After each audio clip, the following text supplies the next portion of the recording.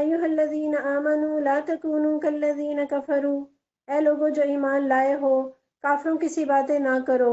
وقالوا لاخوانہم اذا ضربوا فی الارض، کہ جن کے عزیز و اقارب اگر کبھی سفر پر جاتے ہیں، او کانوا غزا لو کانوا عندنا ما ماتوا وما قتلوا، یا جنگ میں شریک ہوتے ہیں اور وہاں کسی حادثے سے دوچار ہو جاتے ہیں، تو وہ کہتے ہیں کہ اگر وہ ہمارے پاس ہوتے تو نہ مارے جاتے اور نہ قتل ہوتے۔ لیجعل اللہ ذلک حسرۃ فی قلوبہم، اللہ اس قسم کی باتوں کو ان کے دلوں میں حسرت و اندوہ کا سبب بنا دیتا ہے۔ واللہ یحیی و یمیت، ورنہ دراصل مارنے اور جلانے والا تو اللہ ہی ہے۔ واللہ بما تعملون بصیر، اور تمہاری تمام حرکات پر وہی نگران ہے۔ غزوہ احد میں 70 مسلمان شہید ہو گئے، تو اس پر کفار اور منافقین کا یہ کہنا کہ اگر وہ نہ جاتے تو نہ مارے جاتے، اللہ تعالیٰ نے مسلمانوں کو ایسی باتیں کہنے سے منع فرمایا ہے، یہ کفر کا رویہ ہے۔ اور یہ کہ لوگوں کی باتوں سے پریشان ہو کر یہ راستہ نہیں چھوڑنا، نیکی کے کام میں نکلنا سعادت ہے، نہ نکلنا محرومی۔ فنا فی اللہ کی تہ میں بقا کا راز مضمر ہے، جنہیں مرنا نہیں آتا انہیں جینا نہیں آتا، اور زندگی اور موت تو اللہ کے ہاتھ میں ہے، چاہے تو گھر میں قبض کر لے اور چاہے تو بموں کی بارش میں بھی بچا لے۔ ہمارے ہاں بھی لوگ کہتے ہیں کہ بے وقت موت آ گئی، ایسی باتیں ایمان کے ساتھ زیب نہیں دیتی۔ حدیث میں بھی کاش کہنے سے منع فرمایا گیا ہے۔ آپ صلی اللہ علیہ وسلم نے فرمایا، یہ مت کہو کہ اگر میں ایسا کرتا تو ویسا ہو جاتا، اور لیکن کہو کہ اللہ کی تقدیر یہی تھی، جو اس نے چاہا وہی ہوا، کیونکہ لو شیطان کے عمل کا دروازہ کھولتا ہے۔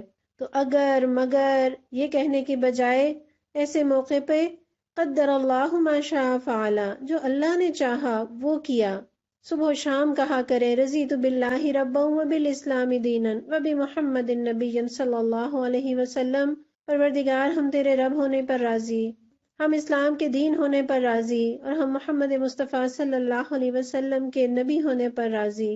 وَلَئِن قُتِلْتُمْ فِي سَبِيلِ اللَّهِ، اگر تم اللہ کی راہ میں مارے جاؤ، او متم یا مر جاؤ، لَمَغْفِرَةٌ مِّنَ اللَّهِ وَرَحْمَةٌ خَيْرٌ مِّمَّا يَجْمَعُونَ، تو اللہ کی جو رحمت اور بخشش تمہارے حصے میں آئے گی وہ ان ساری چیزوں سے زیادہ بہتر ہے جنہیں یہ لوگ جمع کرتے ہیں۔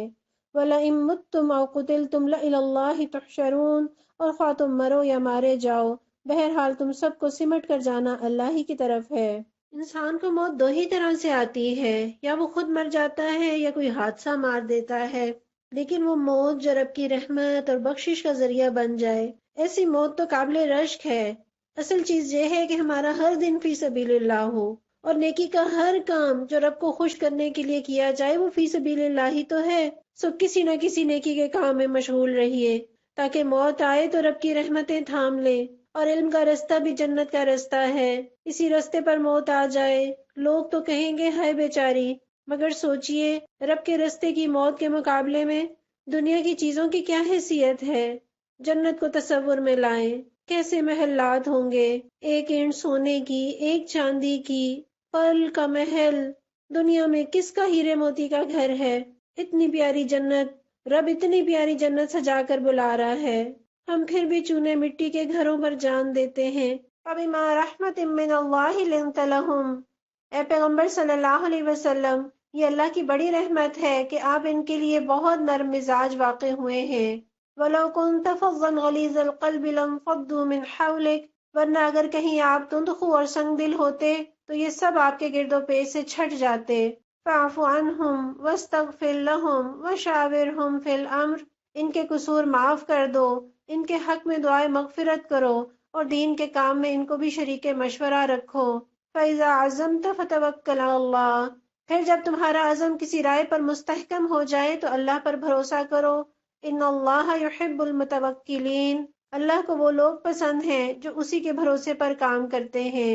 اللہ تعالیٰ نبی صلی اللہ علیہ وسلم کی تعریف بیان کر رہے ہیں کہ آپ کتنے اعلیٰ اخلاق والے ہیں، بے حد مہربان، بے حد محبت کرنے والے، نرم مزاج، اور صرف یہ نہیں تھا کہ لوگ آپ سے محبت کرتے تھے، آپ بھی اپنے ساتھیوں سے بے پناہ محبت کرتے تھے، حتیٰ کہ ہر ایک کو یہ گمان ہوتا تھا کہ آپ صلی اللہ علیہ وسلم مجھ سے سب سے زیادہ محبت کرتے ہیں۔ اور دلوں کا نرم ہونا تو اللہ کی بڑی رحمت کی نشانی ہے۔ ہمیں بھی اپنے اندر یہ نرم مزاجی پیدا کرنے کی ضرورت ہے۔ ہمارے ہاں معاملہ ایسا ہے کہ جتنا دین آدھا جاتا ہے سختی آتی جاتی ہے، اور سختی دین کے راستے کی سب سے بڑی رکاوٹ ہے۔ ہمیں اس کی اصلاح کرنے کی ضرورت ہے۔ یہ ہماری زبان ہے، یہ کوئی چھری یا کینچی نہیں کہ لوگوں کو کاٹ کاٹ کر پھینک دیں۔ اللہ تعالیٰ نے تو حضرت موسیٰ علیہ السلام کو فرعون جیسے شخص کے لیے بھی فرمایا کہ ان سے نرمی سے بات کرنا، اور اللہ کے نبی صلی اللہ علیہ وسلم فرماتے ہیں اللہ نرم خو ہیں، نرمی کو پسند فرماتے ہیں، نرمی پر جو عطا فرماتے ہیں سختی اور ان کے علاوہ پر مرحمت نہیں فرماتے۔ اور ایک مرتبہ آپ نے حضرت عائشہ رضی اللہ عنہا سے فرمایا اے عائشہ، جس شخص کو اس کی سخت کلامی کی وجہ سے لوگ چھوڑ دیں وہ برا آدمی ہے۔ پیارے نبی صلی اللہ علیہ وسلم نے ایک اور موقع پر فرمایا جو نرمی سے محروم رہا وہ ہر بھلائی سے محروم رہا۔ گویا کتنی خیر کی بات ہے نرمی، اور جس میں نرمی نہ ہو تو اس کے اندر کوئی خیر ہی نہیں۔ شیخ سعدی رحمۃ اللہ علیہ فرماتے ہیں دنیا کمانا ہنر نہیں، اگر ہو سکے تو ایک مرتبہ ہی کسی کا دل جیت لے، 7 صندوقوں میں بھر کر دفن کر دو نفرتیں، آج انسان کو محبت کی ضرورت ہے بہت۔ ان ینصرکم اللہ فلا غالب لکم، اللہ تمہاری مدد پر ہو تو کوئی طاقت تم پر غالب آنے والی نہیں۔ وَإِن يَخْذُلْكُمْ فَمَنْ ذَا الَّذِي يَنصُرُكُم مِّن بَعْدِهِ، اور وہ تمہیں چھوڑ دے تو اس کے بعد کون ہے جو تمہاری مدد کر سکتا ہو۔ وَعَلَى اللَّهِ فَلْيَتَوَكَّلِ الْمُؤْمِنُونَ، بس جو سچے مومن ہیں ان کو اللہ ہی پر بھروسہ رکھنا چاہیے۔ اللہ تعالیٰ نے سچے مومنوں کی نشانی بتائی کہ وہ رب پر بھروسہ کرتے ہیں۔ حسبنا اللہ و نعم الوکیل، نعم المولا و نعم النصیر، کثرت سے، زبان سے بھی اور دل سے بھی کہا کریں۔ اور یاد رہے توکل ترک اسباب یا ترک تدبیر کا نام نہیں، توکل یہ ہے کہ ہر ممکن اسباب فراہم کرنے کے بعد کامیابی کے لیے بھروسہ اپنی ذات پر یا اسباب پر نہیں بلکہ اللہ کی ذات پر ہو۔ وما کان لنبی ان یغل، کسی نبی کا یہ کام نہیں ہو سکتا کہ وہ خیانت کر جائے۔ ومن یغل یأتی بما غل یوم القیامہ، اور جو کوئی خیانت کرے تو وہ اپنی خیانت سمیت قیامت کے روز حاضر ہو جائے گا۔ ثم توفی کل نفس ما کسبت وہم لا یظلمون، پھر ہر متنفس کو اس کی کمائی کا پورا پورا بدلہ مل جائے گا اور کسی پر کچھ ظلم نہ ہوگا۔ غزوہ احد میں جن تیر اندازوں کو پیارے نبی صلی اللہ علیہ وسلم نے درے پر حفاظت کے لیے بٹھایا تھا، انہوں نے جب دیکھا کہ دشمن کا لشکر لوٹا جا رہا ہے تو انہیں ڈر ہوا کہ کہیں ساری غنیمت انہی لوگوں کو نہ مل جائے جو اسے لوٹ رہے ہیں اور وہ محروم نہ رہ جائیں۔ اسی بنا پر انہوں نے اپنی جگہ چھوڑ دی۔ تو نبی صلی اللہ علیہ وسلم نے جنگ ختم ہونے کے بعد جب ان سے پوچھا اور ساتھ میں یہ فرمایا کہ کیا تم نے یہ گمان کیا تھا کہ ہم تمہارے ساتھ خیانت کریں گے اور تمہیں حصہ نہیں دیں گے؟ وہ نبی صلی اللہ علیہ وسلم جنہوں نے نبوت سے پہلے کبھی خیانت نہیں کی، صادق اور امین مشہور تھے، نبوت کے بعد کیسے خیانت کر سکتے ہیں؟ نبی صلی اللہ علیہ وسلم کے بارے میں تو ایسا سوچا بھی نہیں جا سکتا، لیکن ہم اپنے بارے میں ضرور سوچیں اور اپنا محاسبہ ضرور کریں۔ پیارے نبی صلی اللہ علیہ وسلم نے فرمایا کہ جس نے بھی خیانت کی وہ قیامت کے دن اس خیانت کا بار اپنے اوپر لیے ہوئے ہوگا۔ حضرت عبادہ بن صامت رضی اللہ عنہ سے روایت ہے کہ نبی صلی اللہ علیہ وسلم نے انہیں زکوٰۃ وصول کرنے کے لیے مقرر کیا اور فرمایا اے ابو الولید، اللہ سے ڈرتے رہنا، قیامت کے دن تم اس حال میں نہ آنا کہ تم اپنے کندھے پر اونٹ اٹھائے ہوئے ہو جو بلبلا رہا ہو، یا اپنے کندھوں پر چوری کی گائے لیے ہوئے ہو جو ڈکار رہی ہو، یا بکری اٹھائے ہوئے ہو جو ممیا رہی ہو، کہ لوگوں کے مال میں سے چرا کر کہیں اپنے گھر میں ڈال دی۔ اللہ تعالیٰ ہر چھوٹی بڑی خیانت سے ہمیں اپنی پناہ میں رکھے۔ کندھے پر یہ چیزیں ہوں گی اور پکار پکار کر لوگوں کو متوجہ کر رہی ہوں گی، اس دن کی شرمندگی سے، اس دن کی رسوائی سے ڈرنا چاہیے۔ اور ایک صحابی روایت کرتے ہیں کہ خیبر کے دن ایک شخص کا انتقال ہو گیا، لوگوں نے اس کا ذکر حضور صلی اللہ علیہ وسلم سے کیا کہ فلاں شخص فوت ہو گیا۔ آپ نے فرمایا جاؤ تم خود اپنے ساتھی کی نماز جنازہ پڑھ لو۔ لوگوں کے رنگ فک ہو گئے۔ آپ صلی اللہ علیہ وسلم نے فرمایا تمہارے ساتھی نے راہ خدا میں خیانت کی ہے۔ صحابہ نے فرمایا ہم نے اس کا سامان کھول کر دیکھا تو اس میں یہودیوں سے لوٹے ہوئے کچھ نقلی موتی ملے جو صرف 2 درہم کی قیمت کے تھے۔ یہ معطا کی حدیث ہے۔ استغفر اللہ، 2 درہم کے نقلی موتی کے پیچھے کیسی قیمتی جنت کھو دی۔ جو شخص کسی مال کا ذمہ دار ہوتا ہے جب وہ صحیح طور پر لگاتا ہے اس کا اجر بھی بہت بڑا ہے، اور اگر خدا نخواستہ خیانت کرتا ہے تو اس کی سزا بھی بہت بڑی۔ آپ صلی اللہ علیہ وسلم نے فرمایا جب عورت اپنے گھر کے کھانے کی چیز سے اللہ کی راہ میں خرچ کرے اور اس کا ارادہ گھر کو بگاڑنے کا نہ ہو تو اسے اس کا ثواب ملے گا اور شوہر کو کمانے کا، اسی طرح خزانچی کو بھی ایسے ہی ثواب ملے گا۔ یعنی وہ شخص جو مال کو کاؤنٹ کرنے کا، پہنچانے کا، رکھنے کا، انتظام کرنے کا ذمہ دار ہو، جب وہ اس کو صحیح طور پر کرے گا تو اسے ایسا ہی ثواب ملے گا جیسے اس نے اتنا مال اللہ کی راہ میں خرچ کیا۔ سبحان اللہ۔ افمن اتبع رضوان اللہ کمن باء بسخط من اللہ ومأواہ جہنم وبئس المصیر۔ بھلا یہ کیسے ہو سکتا ہے کہ جو شخص ہمیشہ اللہ کی رضا پر چلنے والا ہو وہ اس شخص کے سے کام کرے جو اللہ کے غضب میں گھر گیا ہو اور جس کا آخری ٹھکانہ جہنم ہو جو بدترین ٹھکانہ ہے۔ ہم درجات عند اللہ، اللہ کے نزدیک دونوں قسم کے آدمیوں میں بدرجہ فرق ہے۔ واللہ بصیر بما یعملون، اور اللہ سب کے اعمال پر نظر رکھتا ہے۔ لقد من اللہ علی المؤمنین اذ بعث فیہم رسولا من انفسہم یتلو علیہم آیاتہ ویزکیہم ویعلمہم الکتاب والحکمہ۔ در حقیقت اہل ایمان پر تو اللہ نے یہ بہت بڑا احسان کیا ہے کہ ان کے درمیان خود انہی میں سے ایک ایسا پیغمبر اٹھایا جو اس کی آیات انہیں سناتا ہے، ان کی زندگیوں کو سنوارتا ہے اور انہیں کتاب اور دانائی کی تعلیم دیتا ہے۔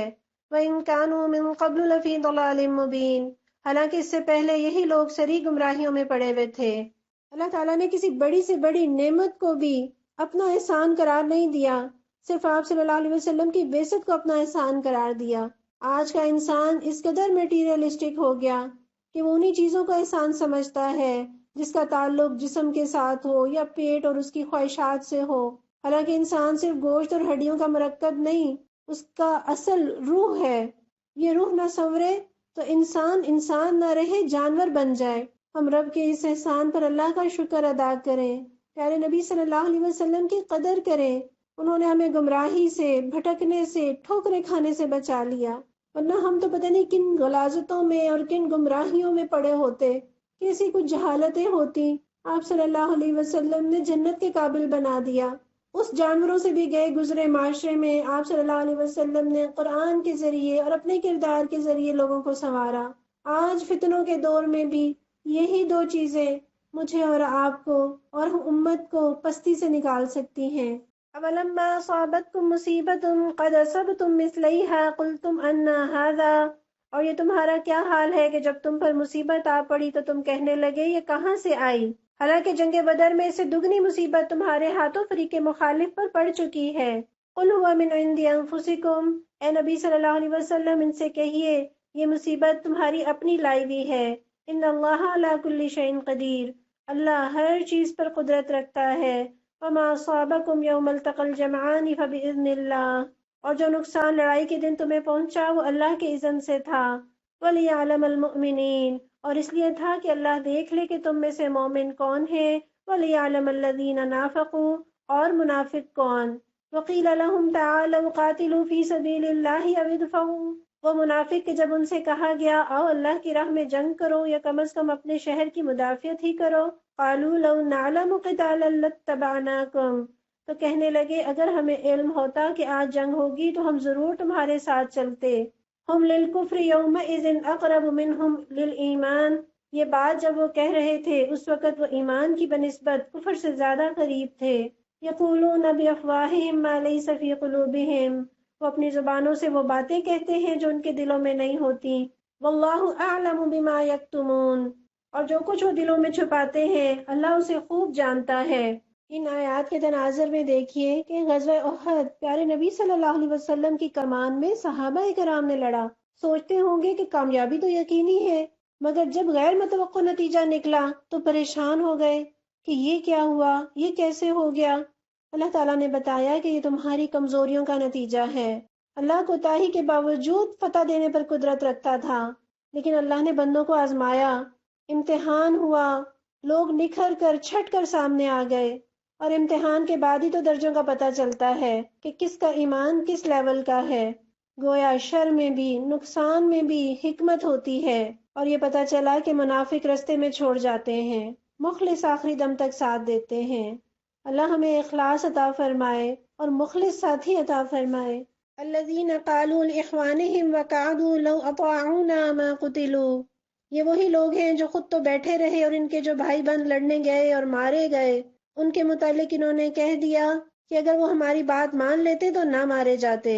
قل فادرؤوا عن انفسکم الموت ان کنتم صادقین، ان سے کہو اگر تم اپنے اس قول میں سچے ہو تو خود تمہاری موت جب آئے تو اسے ٹال کر دکھا دینا۔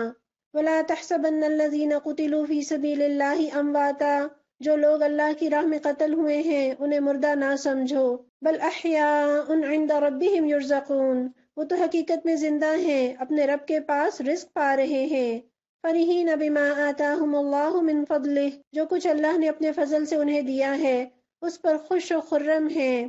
وَيَسْتَبْشِرُونَ بِالَّذِينَ لَمْ يَلْحَقُوا بِهِم مِّنْ خَلْفِهِمْ، اور مطمئن ہیں کہ جو اہل ایمان ان کے پیچھے دنیا میں رہ گئے ہیں اور ابھی وہاں نہیں پہنچے، اللہ خوف علیہم ولا هم يحزنون، ان کے لیے بھی کسی خوف اور رنج کا موقع نہیں۔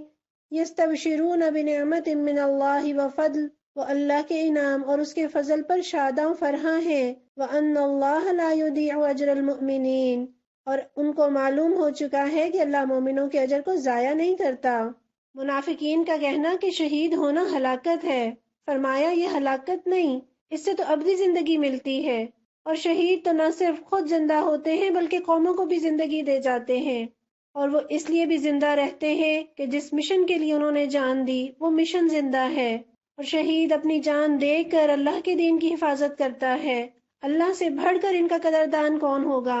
حضرت عبداللہ بن مسعود رضی اللہ عنہ فرماتے ہیں کہ ہم نے رسول اللہ صلی اللہ علیہ وسلم سے اس آیت کے بارے میں پوچھا تو آپ نے فرمایا ان شہداء کی روحیں سبز رنگ کے پرندوں کے قالب میں ہوتی ہیں، اور ان کے لیے عرش الہی کے ساتھ قندیلیں معلق ہوتی ہیں، وہ جنت میں جہاں چاہتی ہیں کھاتی پیتی ہیں، پھر عرش کے نیچے لٹکی ہوئی انہی قندیلوں میں آ کر بسیرا کرتی ہیں۔ اور جب ان کے پروردگار نے ان سے پوچھا تمہیں کس چیز کی خواہش ہے تو انہوں نے کہا ہم کس چیز کی خواہش کریں، ہم جہاں چاہیں سیر کرتی پھرتی ہیں۔ پروردگار نے 3 بار یہی سوال کیا تو کہا اے ہمارے پروردگار، ہم یہ چاہتے ہیں تو ہماری روحیں ہمیں واپس لوٹا دے کہ ہم تیری راہ میں پھر جہاد کریں اور شہید ہوں۔ کتنا لطف ان کو شہید ہوتے ہوئے آیا ہوگا کہ ان کی یہ تمنا ہے، جنت کی نعمتوں کے باوجود، اس کے رزق کے باوجود ان کی تمنا ہے کہ واپس اس دنیا میں آئیں، پھر اللہ کے رستے میں جہاد کریں اور اللہ کی راہ میں شہید ہوں۔ یہ باتیں کرنے میں بڑا مزہ آتا ہے، مگر اللہ کے رستے میں اگر خون نہیں پسینہ ہی بہا کر دیکھیں، اللہ ہمیں بھی اس میں لطف عطا کرے، اللہ ہمیں بھی اس کے بدلے جنت کے اعلیٰ درجے عطا کرے۔ الذین استجابوا للہ والرسول من بعد ما اصابهم القرح، جن لوگوں نے زخم کھانے کے بعد بھی اللہ اور رسول صلی اللہ علیہ وسلم کی پکار پر لبیک کہا۔ للذین احسنوا منہم واتقوا اجر عظیم، ان میں جو اشخاص نیکوکار اور پرہیزگار ہیں ان کے لیے بڑا اجر ہے۔ الذین قال لهم الناس ان الناس قد جمعوا لكم فاخشوهم فزادهم ایمانا، اور وہ جن سے لوگوں نے کہا تمہارے خلاف بڑی فوجیں جمع ہوئی ہیں ان سے ڈرو، تو یہ سن کر ان کا ایمان اور بڑھ گیا۔ وقالوا حسبنا اللہ ونعم الوکیل، اور انہوں نے جواب دیا ہمارے لیے اللہ کافی ہے اور وہی بہترین کارساز ہے۔ فانقلبوا بنعمت من اللہ وفضل، آخرکار وہ اللہ کی نعمت اور فضل کے ساتھ پلٹ آئے۔ لم یمسسہم سوء واتبعوا رضوان اللہ، اور انہیں کسی قسم کا ضرر بھی نہ پہنچا اور اللہ کی رضا پر چلنے کا شرف بھی انہیں حاصل ہو گیا۔ واللہ ذو فضل عظیم، اللہ بڑا فضل فرمانے والا ہے۔ انما ذالکم الشیطان یخوف اولیاءہ، اب تمہیں معلوم ہو گیا کہ وہ دراصل شیطان تھا جو اپنے دوستوں سے خواہ ڈرا رہا تھا۔ فلا تخافوہم وخافون ان کنتم مؤمنین، لہٰذا آئندہ تم انسانوں سے نہ ڈرنا، مجھ سے ڈرنا اگر تم حقیقت میں صاحب ایمان ہو۔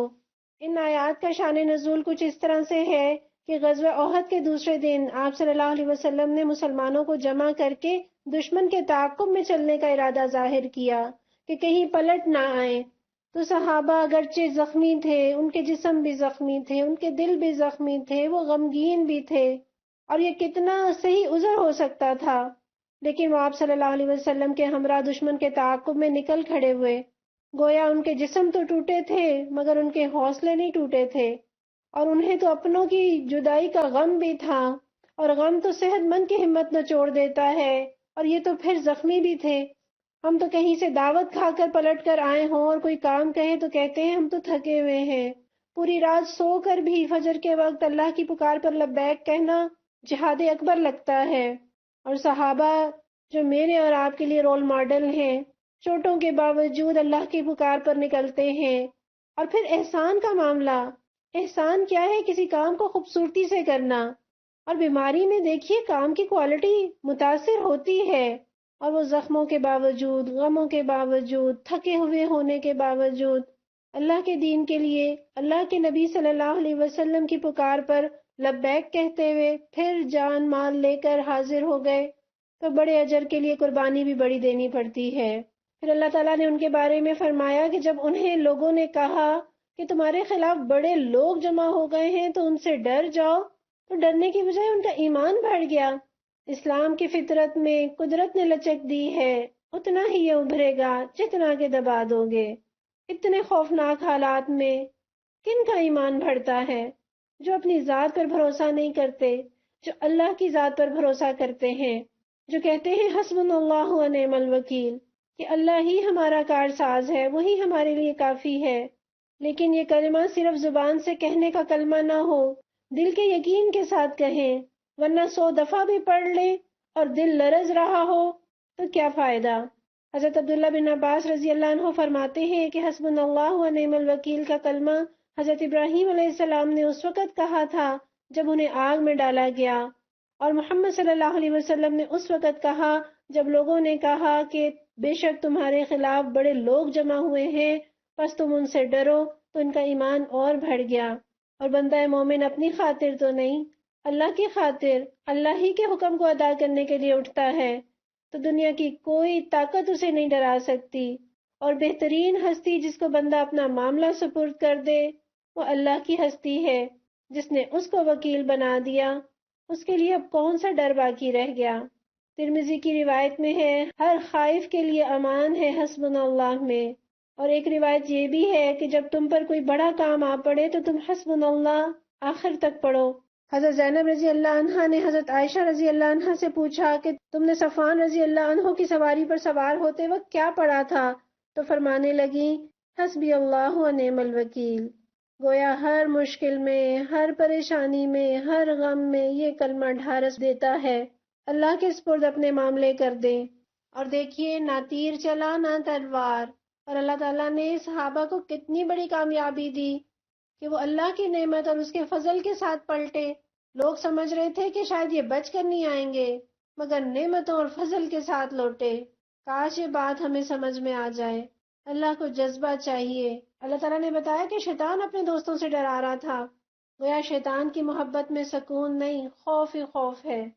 وَلَا يَحْزُنْكَ الَّذِينَ يُسَارِعُونَ فِي الْكُفْرِ، اے پیغمبر صلی اللہ علیہ وسلم، جو لوگ آج کفر کی راہ میں بڑی دوڑ دھوپ کر رہے ہیں، ان کی سرگرمیاں تمہیں آزردہ نہ کریں۔ انہم لن یضروا اللہ شیئا، یہ اللہ کا کچھ بھی نہ بگاڑ سکیں گے۔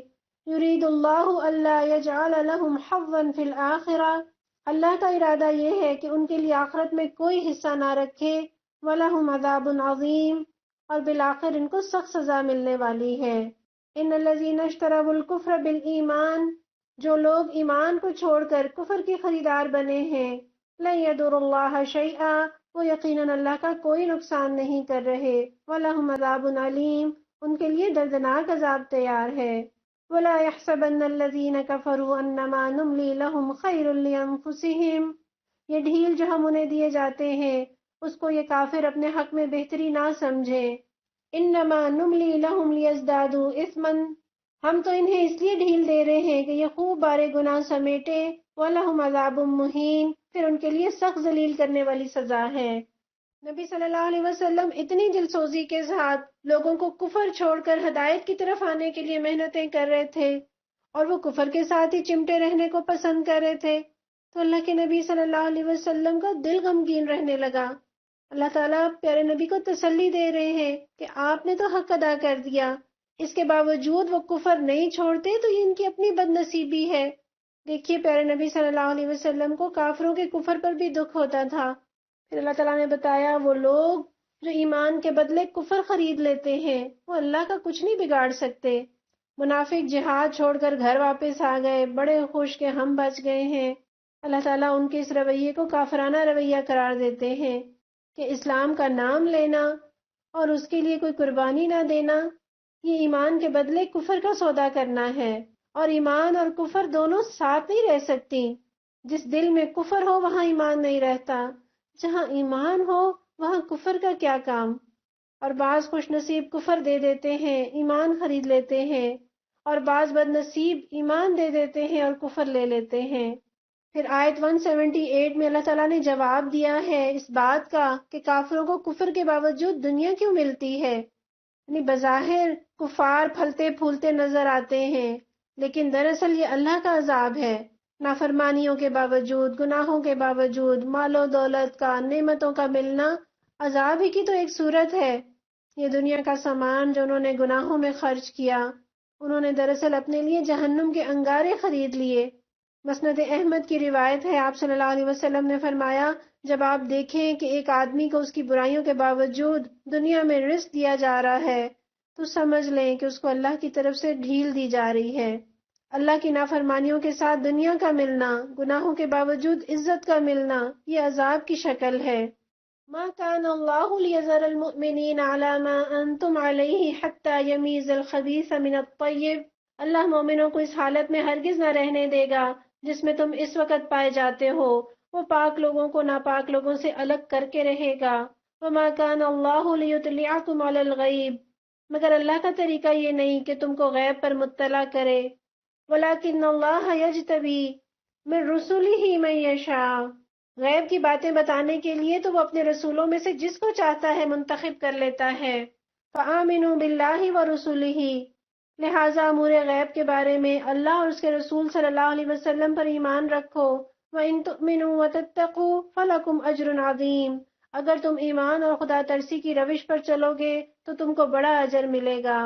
وَلَا يَحْسَبَنَّ الَّذِينَ يَبْخَلُونَ بِمَا آتَاهُمُ اللَّهُ مِنْ فَضْلِهِ هُوَ خَيْرًا لَهُمْ، جن لوگوں کو اللہ نے اپنے فضل سے نوازا ہے اور پھر وہ بخل سے کام لیتے ہیں، وہ اس خیال میں نہ رہیں کہ یہ بخیلی ان کے حق میں اچھی ہے، بل هو شر لهم، نہیں یہ ان کے حق میں نہایت بری ہے۔ سَيُطَوَّقُونَ مَا بَخِلُوا بِهِ يَوْمَ الْقِيَامَةِ، جو کچھ وہ اپنی کنجوسی سے جمع کر رہے ہیں وہی قیامت کے روز ان کے گلے کا توق بن جائے گا۔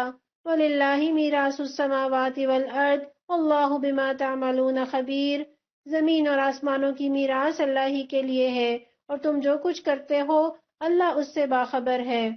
آپ گراسری کرنے جاتی ہوں گی، اچھے ستھرے ٹماٹروں کو گندے ٹماٹروں سے الگ کر کے چنتی ہوں گی کیونکہ آپ کو گندی چیز نہیں چاہیے۔ اللہ بھی لوگوں میں چھانٹی کرتا ہے، اور انسانوں کی چھانٹی کا ایک طریقہ تو یہ ہو سکتا تھا کہ اللہ تعالیٰ اپنے علم کے ذریعے سے لوگوں کو چھانٹ لیتا، لیکن اللہ تعالیٰ کا یہ قاعدہ نہیں ہے۔ اللہ تعالیٰ انسانوں کی چھانٹی امتحان سے کرتا ہے، جیسے سونے کو تپایا جائے تو کھوٹ الگ ہو جاتا ہے اور سونا الگ، اسی طرح اللہ تعالیٰ آزمائش لا کر مومن اور منافق کو الگ کرتے ہیں۔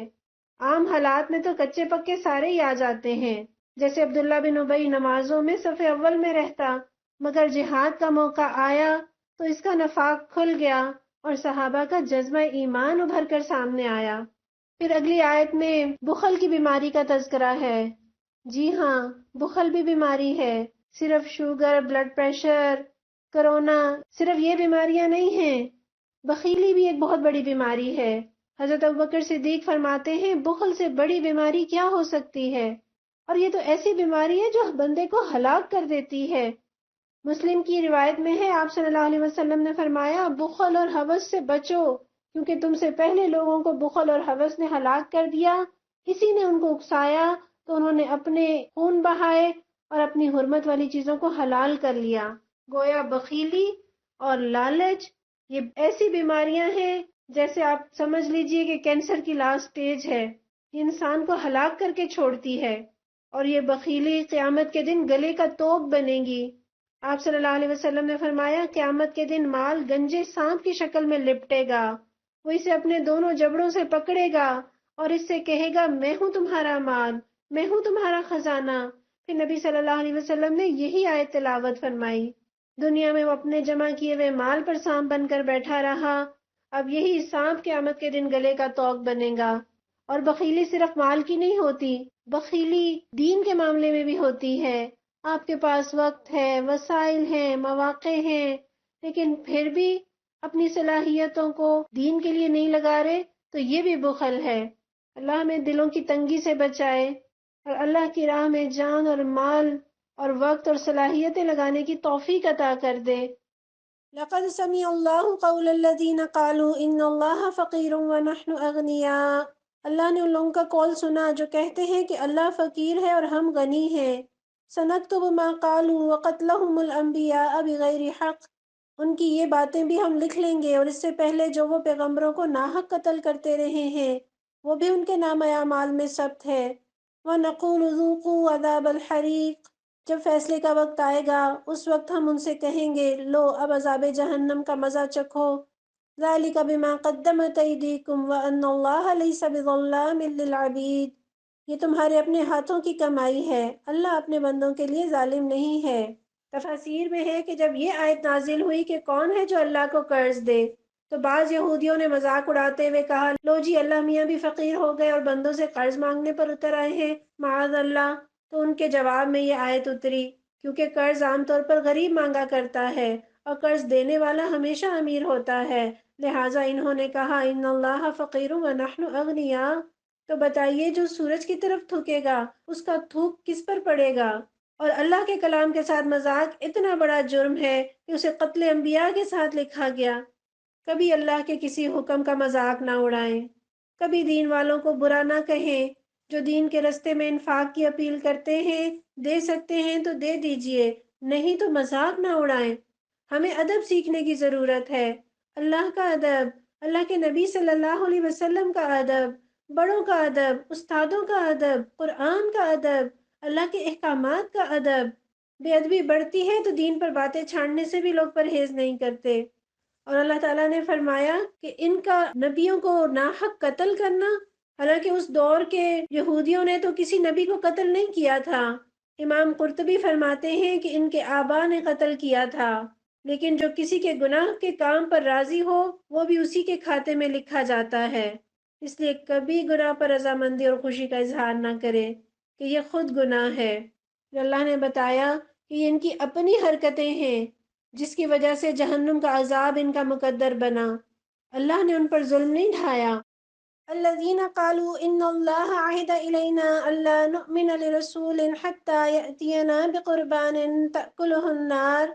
جو لوگ کہتے ہیں اللہ نے ہم کو ہدایت کر دی ہے کہ ہم کسی کو رسول تسلیم نہ کریں جب تک وہ ہمارے سامنے ایسی قربانی نہ کرے جسے غیب سے آ کر آگ کھا لے۔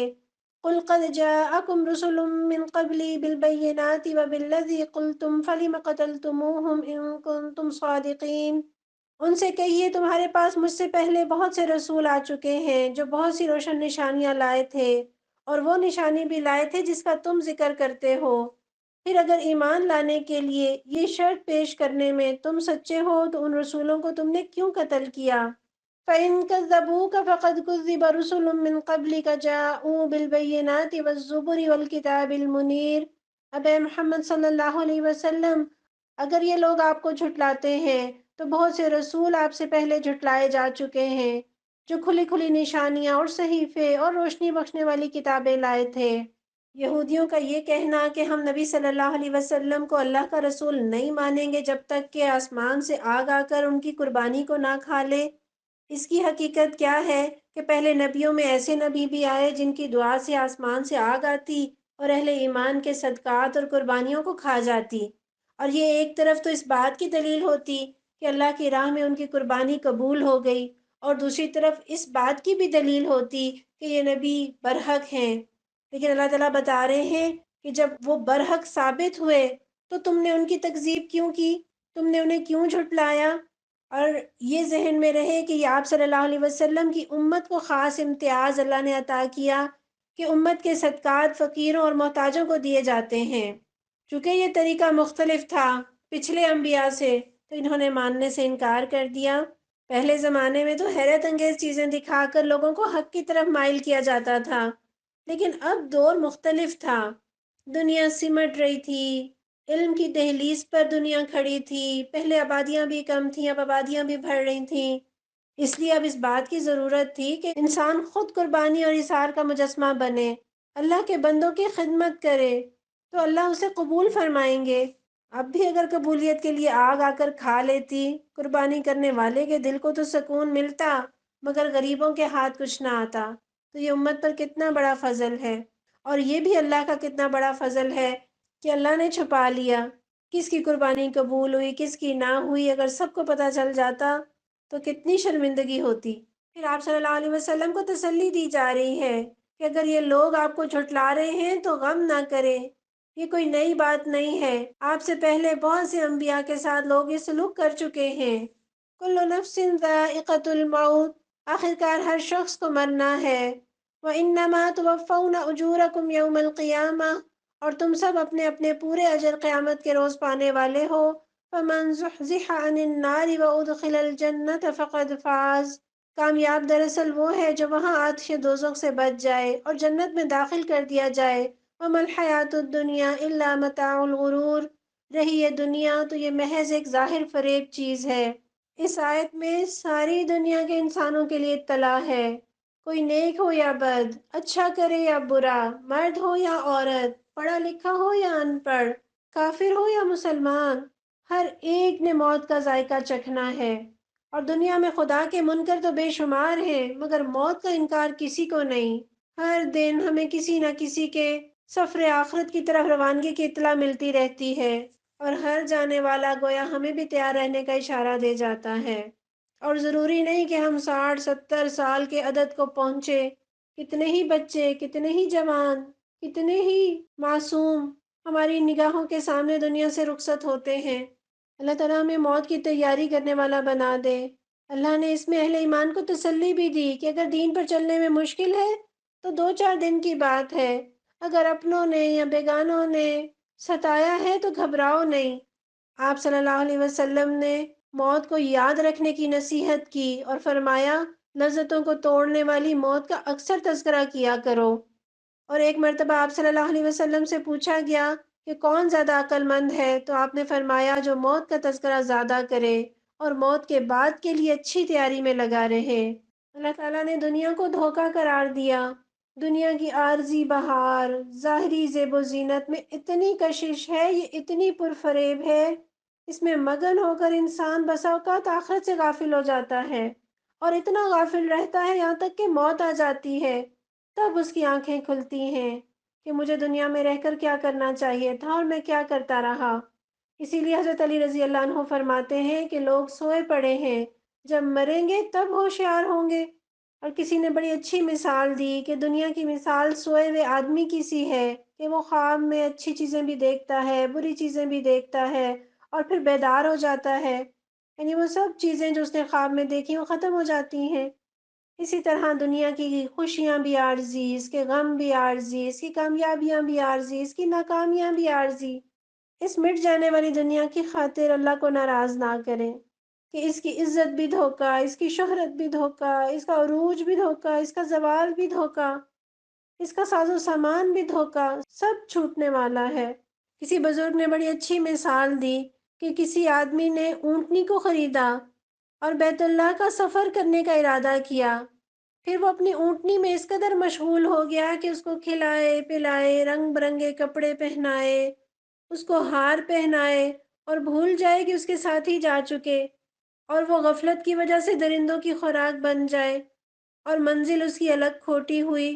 تو یہی حال اس آدمی کا ہے جس نے رب کی جنت اور اس کی رضا کو پانا تھا، اور اس جنت کو پانے کے لیے اللہ نے اسے اونٹنی یعنی دنیا دی تھی، اور وہ اسی دنیا کو بنانے اور سجانے اور سنوارنے میں لگا رہا، حتیٰ کہ وہ غفلت کی نظر ہو گیا۔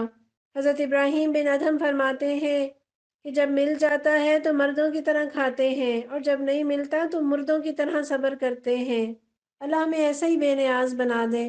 لَتُبْلَوُنَّ فِي أَمْوَالِكُمْ وَأَنفُسِكُمْ، مسلمانوں تمہیں مال اور جان دونوں کی آزمائشیں پیش آ کر رہیں گی۔ وَلَتَسْمَعُنَّ مِنَ الَّذِينَ أُوتُوا الْكِتَابَ مِن قَبْلِكُمْ وَمِنَ الَّذِينَ أَشْرَكُوا أَذًى كَثِيرًا، اور تم اہل کتاب اور مشرکین سے بہت سی تکلیف دہ باتیں سنو گے۔ وَإِن تَصْبِرُوا وَتَتَّقُوا فَإِنَّ ذَلِكَ مِنْ عَزْمِ الْأُمُورِ، ان حالات میں اگر تم صبر اور خدا ترسی کی روش پر قائم رہو تو یہ بڑے حوصلے کا کام ہے۔ وَإِذَا أَخَذَ اللَّهُ مِيثَاقَ الَّذِينَ أُوتُوا الْكِتَابَ، ان اہل کتاب کو وہ عہد بھی یاد دلاؤ جو اللہ نے ان سے لیا تھا، لَتُبَيِّنُنَّهُ لِلنَّاسِ وَلَا تَكْتُمُونَهُ، کہ تمہیں کتاب کی تعلیمات کو لوگوں میں پھیلانا ہوگا، انہیں پوشیدہ رکھنا نہیں ہوگا۔ فَنَبَذُوهُ وَرَاءَ ظُهُورِهِمْ، مگر انہوں نے کتاب کو پس پشت ڈال دیا، وَاشْتَرَوْا بِهِ ثَمَنًا قَلِيلًا، اور تھوڑی قیمت کے بدلے اسے بیچ ڈالا۔ فَبِئْسَ مَا يَشْتَرُونَ، کتنا برا کاروبار ہے جو یہ کر رہے ہیں۔ لا تحسبن الذين يفرحون بما أتوا ويحبون أن يحمدوا بما لم يفعلوا فلا تحسبنهم بمفازة من العذاب، تم ان لوگوں کو عذاب سے محفوظ نہ سمجھو جو اپنے کرتوتوں پر خوش ہیں اور چاہتے ہیں کہ ایسے کاموں کی تعریف انہیں حاصل ہو جو فی الواقع انہوں نے نہیں کیے۔ وَلَهُمْ عَذَابٌ أَلِيمٌ، حقیقت میں ان کے لیے دردناک سزا تیار ہے۔ وَلِلَّهِ مُلْكُ السَّمَاوَاتِ وَالْأَرْضِ، زمین اور آسمان کا مالک اللہ ہے۔ وَاللَّهُ عَلَى كُلِّ شَيْءٍ قدیر، اور اس کی قدرت سب پر حاوی ہے۔ إِنَّ فِي خَلْقِ السَّمَاوَاتِ وَالْأَرْضِ وَاخْتِلَافِ اللَّيْلِ وَالنَّهَارِ لَآيَاتٍ لِأُولِي الْأَلْبَابِ، زمین اور آسمانوں کی پیدائش میں اور رات اور دن کے باری باری سے آنے میں ہوش مند لوگوں کے لیے بہت نشانیاں ہیں۔ یہاں سے لے کر آخر تک یہ سورہ آل عمران کا آخری رکوع ہے اور ان آیات کی بڑی فضیلت ہے۔ پیارے نبی صلی اللہ علیہ وسلم جب رات کو تہجد کی نماز کے لیے بیدار ہوتے تو ان آیات کی تلاوت فرماتے۔ اللہ تعالی ہمیں بھی آخری پہر میں اٹھنے کی توفیق عطا فرمائے۔ جب بھی رات کے آخری پہر اٹھیں تو ان آیات کو ضرور پڑھ لیں، اور اللہ تعالیٰ اس کے بعد تہجد کی بھی توفیق عطا فرمائے۔ اس مقصد کے لیے اس آخری رکوع کو یاد کر لینا بہت فائدہ مند ہے۔ اس آیت میں اللہ تعالیٰ نے فرمایا کہ زمین اور آسمانوں کی پیدائش میں، گویا اس کی تخلیق میں، کیسے بن گئے آسمان، کیسے بن گئی زمین، اور رات اور دن کے باری باری آنے میں، دن جاتا ہے رات آتی ہے، رات جاتی ہے دن آتا ہے، اس میں اللہ کی پہچان، اس کی عظمت، اس کی قدرت کی نشانیاں ہیں۔ حضرت ابراہیم علیہ السلام کو بھی تو اللہ کی پہچان اسی طرح سے ہوئی، انہوں نے سورج پر، چاند پر، تاروں پر غور کیا۔ ہم بھی آسمان، زمین، دن اور رات تو قرآن پڑھنے سے پہلے بھی دیکھتے تھے، مگر قرآن پڑھنے کے بعد ان کو دیکھنے کا انداز بدل جانا چاہیے، رب کی نشانیاں نظر آنی چاہیے۔ الذين يذكرون الله قياما وقعودا وعلى جنوبهم ويتفكرون في خلق السماوات والأرض ربنا ما خلقت هذا باطلا سبحانك فقنا عذاب النار۔ وہ لوگ جو اٹھتے بیٹھتے اور لیٹتے ہر حال میں اللہ کو یاد کرتے ہیں اور آسمان اور زمین کی ساخت میں غور و فکر کرتے ہیں، وہ بے اختیار پکار اٹھتے ہیں، پروردگار یہ سب کچھ تو نے فضول اور بے مقصد نہیں بنایا، تو پاک ہے اس سے کہ ابس کام کرے، پس اے رب ہمیں دوزخ کے عذاب سے بچا لے۔ اس آیت میں اللہ تعالیٰ نے عقل مند لوگوں کی نشانی بتائی ہے کہ وہ ہر حال میں، ہر جگہ، ہر وقت اللہ کو یاد رکھتے ہیں، اور اللہ کی یاد صرف تسبیح کرنے کا نام نہیں ہے، ہر کام کرتے ہوئے رب کی یاد، نظر کو بے لگام نہ ہونے دینا بھی اللہ کا ذکر ہے، حلال روزی کمانا بھی اللہ کا ذکر ہے، غیبت سے اپنے آپ کو بچانا بھی اللہ کا ذکر ہے۔ اللہ کے نبی صلی اللہ علیہ وسلم فرماتے ہیں اس شخص کی مثال جو اپنے رب کو یاد کرتا ہے اور جو اپنے رب کا ذکر نہیں کرتا، زندہ اور مردہ کی طرح ہے۔ گویا اللہ کو یاد کر کے ہم اپنی زندگی کا ثبوت دیتے ہیں۔ ایک اور حدیث میں آپ صلی اللہ علیہ وسلم فرماتے ہیں جو شخص کسی ایسی جگہ بیٹھا جس میں اس نے اللہ کو یاد نہ کیا تو وہ نشست اس کے لیے اللہ کی طرف سے باعث نقصان ہوگی، اور جو شخص کسی ایسی جگہ لیٹا جہاں اس نے اللہ کو یاد نہ کیا تو وہ لیٹنا اس کے لیے اللہ کی طرف سے باعث نقصان ہوگا۔ ذکر کے ساتھ اللہ تعالیٰ نے فکر کا تذکرہ کیا، یہ دونوں چیزیں ایک دوسرے کے ساتھ جڑی ہوئی ہیں۔ فکر کے بغیر ذکر ایسے ہے جیسے طوطا کچھ الفاظ رٹتا رہتا ہے اور سمجھتا نہیں کہ کیا کہہ رہا ہے، اور فکر ذکر کے بغیر ایسے ہے جیسے سائنسدان ریسرچ کرتے ہیں مگر اللہ کو نہیں پاتے۔ حضرت حسن بصری رحمۃ اللہ علیہ فرماتے ہیں ابن آدم اپنے پیٹ کے تیسرے حصے میں کھا، تیسرے حصے میں پانی پی، اور تیسرا حصہ ان سانسوں کے لیے چھوڑ جس میں تو آخرت کی باتوں پر، اپنے انجام پر اور اپنے اعمال پر غور و فکر کر سکے۔ حضرت عمر بن عبدالعزیز رحمۃ اللہ علیہ فرمایا کرتے کہ اللہ کی نعمتوں پر غور کرنا سب سے اعلیٰ عبادت ہے۔ یہ کیسے اعلیٰ عبادت ہے؟ انسان کے جسم کا اعلیٰ حصہ دماغ ہے، اور دماغ سارے اعضاء کو کنٹرول کرتا ہے۔ اعلیٰ حصہ جب اللہ کی نعمتوں پر غور کرے گا تو یہ اس کی عبادت اعلیٰ عبادت کہلائے گی۔ اور حضرت حسن بصری ہی فرماتے ہیں کہ ایک لمحے کا غور و فکر کرنا رات بھر کے قیام سے افضل ہے۔ پھر غور و فکر کرنے والا کہتا ہے، پروردگار تو نے کسی چیز کو بیکار پیدا نہیں کیا، اور ساتھ ہی اپنے آپ کے لیے جہنم کے عذاب سے پناہ کی دعا کرتا ہے۔ کیوں؟ اس لیے کہ جب وہ یہ جان جاتا ہے کہ کائنات کی ہر چیز کا کوئی نہ کوئی مقصد ہے، تو وہ سمجھ جاتا ہے کہ میرا بھی مقصد ہے۔ اگر میں اپنا مقصد پورا نہ کروں تو بیکار زندگی گزاری، اور بیکار چیزوں کو تو کوڑا کرکٹ کی طرح جلایا جاتا ہے، تو وہ فوراً کہہ اٹھتا ہے، فقنا عذاب النار، پروردگار اگر میں مقصد پورا نہ کر پاؤں، مجھ سے کوتاہی ہو جائے تو مجھے آگ کے عذاب سے بچا لینا۔ ربنا انک من تدخل النار فقد اخزیتہ، پروردگار تو نے جسے دوزخ میں ڈالا اسے در حقیقت بڑی ذلت و رسوائی میں ڈال دیا۔ وما للظالمین من انصار، اور پھر ایسے ظالموں کا کوئی مددگار نہ ہوگا۔ ربنا اننا سمعنا منادیا ینادی للایمان ان آمنوا بربکم فآمنا، مالک ہم نے ایک پکارنے والے کو سنا جو ایمان کی طرف بلاتا تھا اور کہتا تھا کہ اپنے رب کو مانو، ہم نے اس کی دعوت قبول کر لی۔ ربنا فاغفر لنا ذنوبنا، بس اے ہمارے آقا جو قصور ہم سے ہوئے ہیں ان سے درگزر فرما۔ وکفر عنا سیئاتنا، اور جو برائیاں ہم میں ہیں انہیں دور کر دے۔ وتوفنا مع الابرار، اور ہمارا خاتمہ نیک لوگوں کے ساتھ کر۔ عقل مند لوگ یہ جانتے ہیں کہ سب سے بڑی ذلت اور رسوائی دوزخ میں ڈالا جانا ہے۔ حضرت ربیع رحمۃ اللہ علیہ ساری ساری رات بستر پر پہلو بدلتے رہتے۔ بیٹی نے پوچھا، ابا جان ساری دنیا آرام سے سوتی ہے، آپ کیوں جاگتے رہتے ہیں؟ فرمانے لگے، بیٹا جہنم کی آگ تیرے باپ کو سونے نہیں دیتی۔ اس قدر غم اور اس قدر فکر تھی کہ راتوں کی نیندیں ان لوگوں کی اڑ گئی تھیں۔ کتنا پیارا اقرار ہے کہ پروردگار ہم نے ایک بلانے والے کو سنا۔ یہاں ندا کا لفظ استعمال ہوا ہے، اور ندا دور سے ہوتی ہے، یعنی کسی نے دور سے ہمیں پکارا، اے اللہ تیری طرف بلایا اور ہم مان گئے۔ نہ جانے کس ڈگر پر زندگی گزر رہی تھی، لغویات میں، گناہوں میں، بے مقصد بازاروں میں دھکے کھا رہی تھی۔ پروردگار کسی نے ندا دی، ہم نے سن لی، ہم مان گئے۔ کہنے والا بار بار ربنا کا اقرار کرتا ہے، اس اعتراف کے ساتھ کہ میرا کوئی رب ہے، میں کسی کا بندہ ہوں۔ اور یہاں وہ کہتا ہے آمنا، اور آمنا کے بعد اعمال کا ذکر نہیں کرتا۔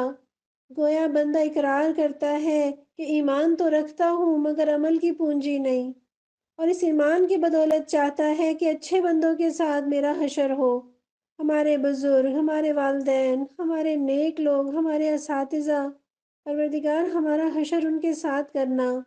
اور توفنا مع الابرار کا دوسرا مطلب یہ ہے کہ جب ہم مریں تو ہمارے ارد گرد نیک لوگ ہوں۔ یہ کیسے ممکن ہے؟ جب زندگی میں نیک لوگوں کے ساتھ دوستی ہوگی، ان کے ساتھ اٹھنا بیٹھنا ہوگا، ملنا جلنا ہوگا، تو ہمارے جنازے میں بھی وہ نیک لوگ ہی شریک ہوں گے۔ تو جو کوئی چاہے کہ اس کے جنازے میں نیک لوگ ہوں تو وہ دنیا میں ایسے ہی لوگوں کے ساتھ دوستی لگائے۔ ربنا وآتنا ما وعدتنا على رسلك ولا تخزنا یوم القیامہ، خداوند جو وعدے تو نے اپنے رسولوں کے ذریعے سے کیے ہیں ان کو ہمارے ساتھ پورا فرما، اور قیامت کے دن ہمیں رسوائی میں نہ ڈال۔ انک لا تخلف المیعاد، بے شک تو اپنے وعدے کے خلاف کرنے والا نہیں ہے۔ رسوائی دنیا کی بھی بہت بری ہے، اور آخرت کی تو بہت ہی بری۔ آخرت میں ایک رسوائی تو یہ ہے کہ خدا نخواستہ اللہ کے نبی صلی اللہ علیہ وسلم کے سامنے، اپنے والدین کے سامنے، اپنے بزرگوں کے سامنے، اپنے اساتذہ کے سامنے ہم قیامت کے دن شرمندہ نہ ہوں۔ اور ایک شرمندگی یہ ہے کہ کافر ہم پر ہنسے کہ ایمان لا کر بھی تمہیں کیا حاصل ہوا۔ اللہ ہمیں دنیا اور آخرت دونوں جگہ کی رسوائی سے اپنی پناہ میں رکھے۔ فاستجاب لهم ربهم انی لا اضیع عمل عامل منکم من ذکر او انثی، جواب میں ان کے رب نے فرمایا، میں تم میں سے کسی کا عمل ضائع کرنے والا نہیں ہوں، خواہ مرد ہو یا عورت، بعضکم من بعض، تم سب ایک دوسرے کے ہم جنس ہو۔ والذین ہاجروا واخرجوا من دیارہم وأوذوا فی سبیلی، لہٰذا جن لوگوں نے میری خاطر اپنے وطن چھوڑے اور جو میری راہ میں اپنے گھروں سے نکالے گئے اور ستائے گئے، وقاتلوا وقتلوا، اور میرے لیے لڑے اور مارے گئے، لأکفرن عنہم سیئاتہم، ان کے سب قصور میں معاف کر دوں گا، وَلَأُدْخِلَنَّهُمْ جَنَّاتٍ تَجْرِي مِن تَحْتِهَا الْأَنْهَارُ، اور انہیں ایسے باغوں میں داخل کروں گا جن کے نیچے نہریں بہتی ہوں گی، ثوابا من عند اللہ، یہ ان کی جزا ہے اللہ کے ہاں، واللہ عندہ حسن الثواب، اور بہترین جزا اللہ ہی کے پاس ہے۔ اپنے ایمان کا واسطہ دے کر مانگنے والے نے دعا مانگی ہے، اور دعا کے فوراً بعد اللہ تعالیٰ نے فرمایا فاستجاب لہم، اللہ نے قبول کر لی۔ مانگیے، رب سے خوب مانگیے، 40 سال 60 سال بھی مانگتے رہے، کوئی بعید نہیں اللہ کہہ دے فاستجاب لہم۔ اور ہم تو فقیر ہیں نا، فقیر کا تو کام ہی مانگنا ہے، ہمارا کام تو دروازہ کھٹکھٹانا ہے، کھولے یا نہ وہ کھولیں در، اس کی ہے تجھ کو کیا فکر، تو بس اپنا کام کر یعنی صدا لگائے جا۔ اللہ تعالیٰ نے یہاں مرد اور عورت دونوں کا تذکرہ کیا کہ جو بھی نیکی کرے گا اللہ اسے جزا دیں گے۔ نہ مرد ہونا فخر کی بات ہے اور نہ عورت ہونا کوئی قصور کی بات، انسان ہونا دونوں میں مشترک ہے، نیکی جو بھی کرے گا اجر پائے گا۔ لوگ نیکی کی قدر کرے نہ کرے، اللہ نیکی ضائع نہیں کرتا۔ پھر آیت نمبر 195 میں اللہ تعالیٰ نے جنت میں جانے والوں کی صفات بتائی ہیں کہ وہ ہجرت کرتے ہیں اللہ کے راستے میں، اللہ کی راہ میں اپنا گھر بار چھوڑتے ہیں، اللہ کی راہ میں ستائے جاتے ہیں، اللہ کی راہ میں لڑتے ہیں اور مارے جاتے ہیں۔ کیا ان میں سے کسی کیٹیگری میں ہم آتے ہیں؟ تو بچا بچا کے نہ رکھ اسے، تیرا آئینہ ہے وہ آئینہ، جو شکستہ ہو تو عزیز تر ہے نگاہ آئینہ ساز میں۔ اور ہمارے اعمال تو اتنے ناقص ہیں کہ اللہ کی بارگاہ میں پیش کرتے ہی ڈر لگتا ہے، کہاں رب کی شان اور کہاں ہمارے اعمال۔ مگر اللہ اگر ان اعمال کی قدر فرما لے اور اس کا اچھا بدلہ دے دے تو یہ محض اللہ کا فضل ہے، جس نے ہمارے پتھروں کو ہیروں کی قیمت دے دی۔ سبحان اللہ۔ لا یغرنک تقلب الذین کفروا فی البلاد، اے نبی صلی اللہ علیہ وسلم دنیا کے ملکوں میں خدا کے نافرمان لوگوں کی چلت پھرت تمہیں کسی دھوکے میں نہ ڈال دے۔ متاع قلیل، یہ محض چند روزہ زندگی کا تھوڑا سا لطف ہے۔ ثم مأواہم جہنم، پھر یہ سب جہنم میں جائیں گے۔ وبئس المہاد، جو بدترین جائے قرار ہے۔ دنیا میں کسی کو بہت کچھ دے بھی دیا جائے تو بالآخر وہ ختم ہونے والا ہے، اور جس کی پھانسی کا فیصلہ ہو گیا ہو اسے اگر مرغ مسلم بھی کھلا دیا جائے تو اسے کیا فائدہ۔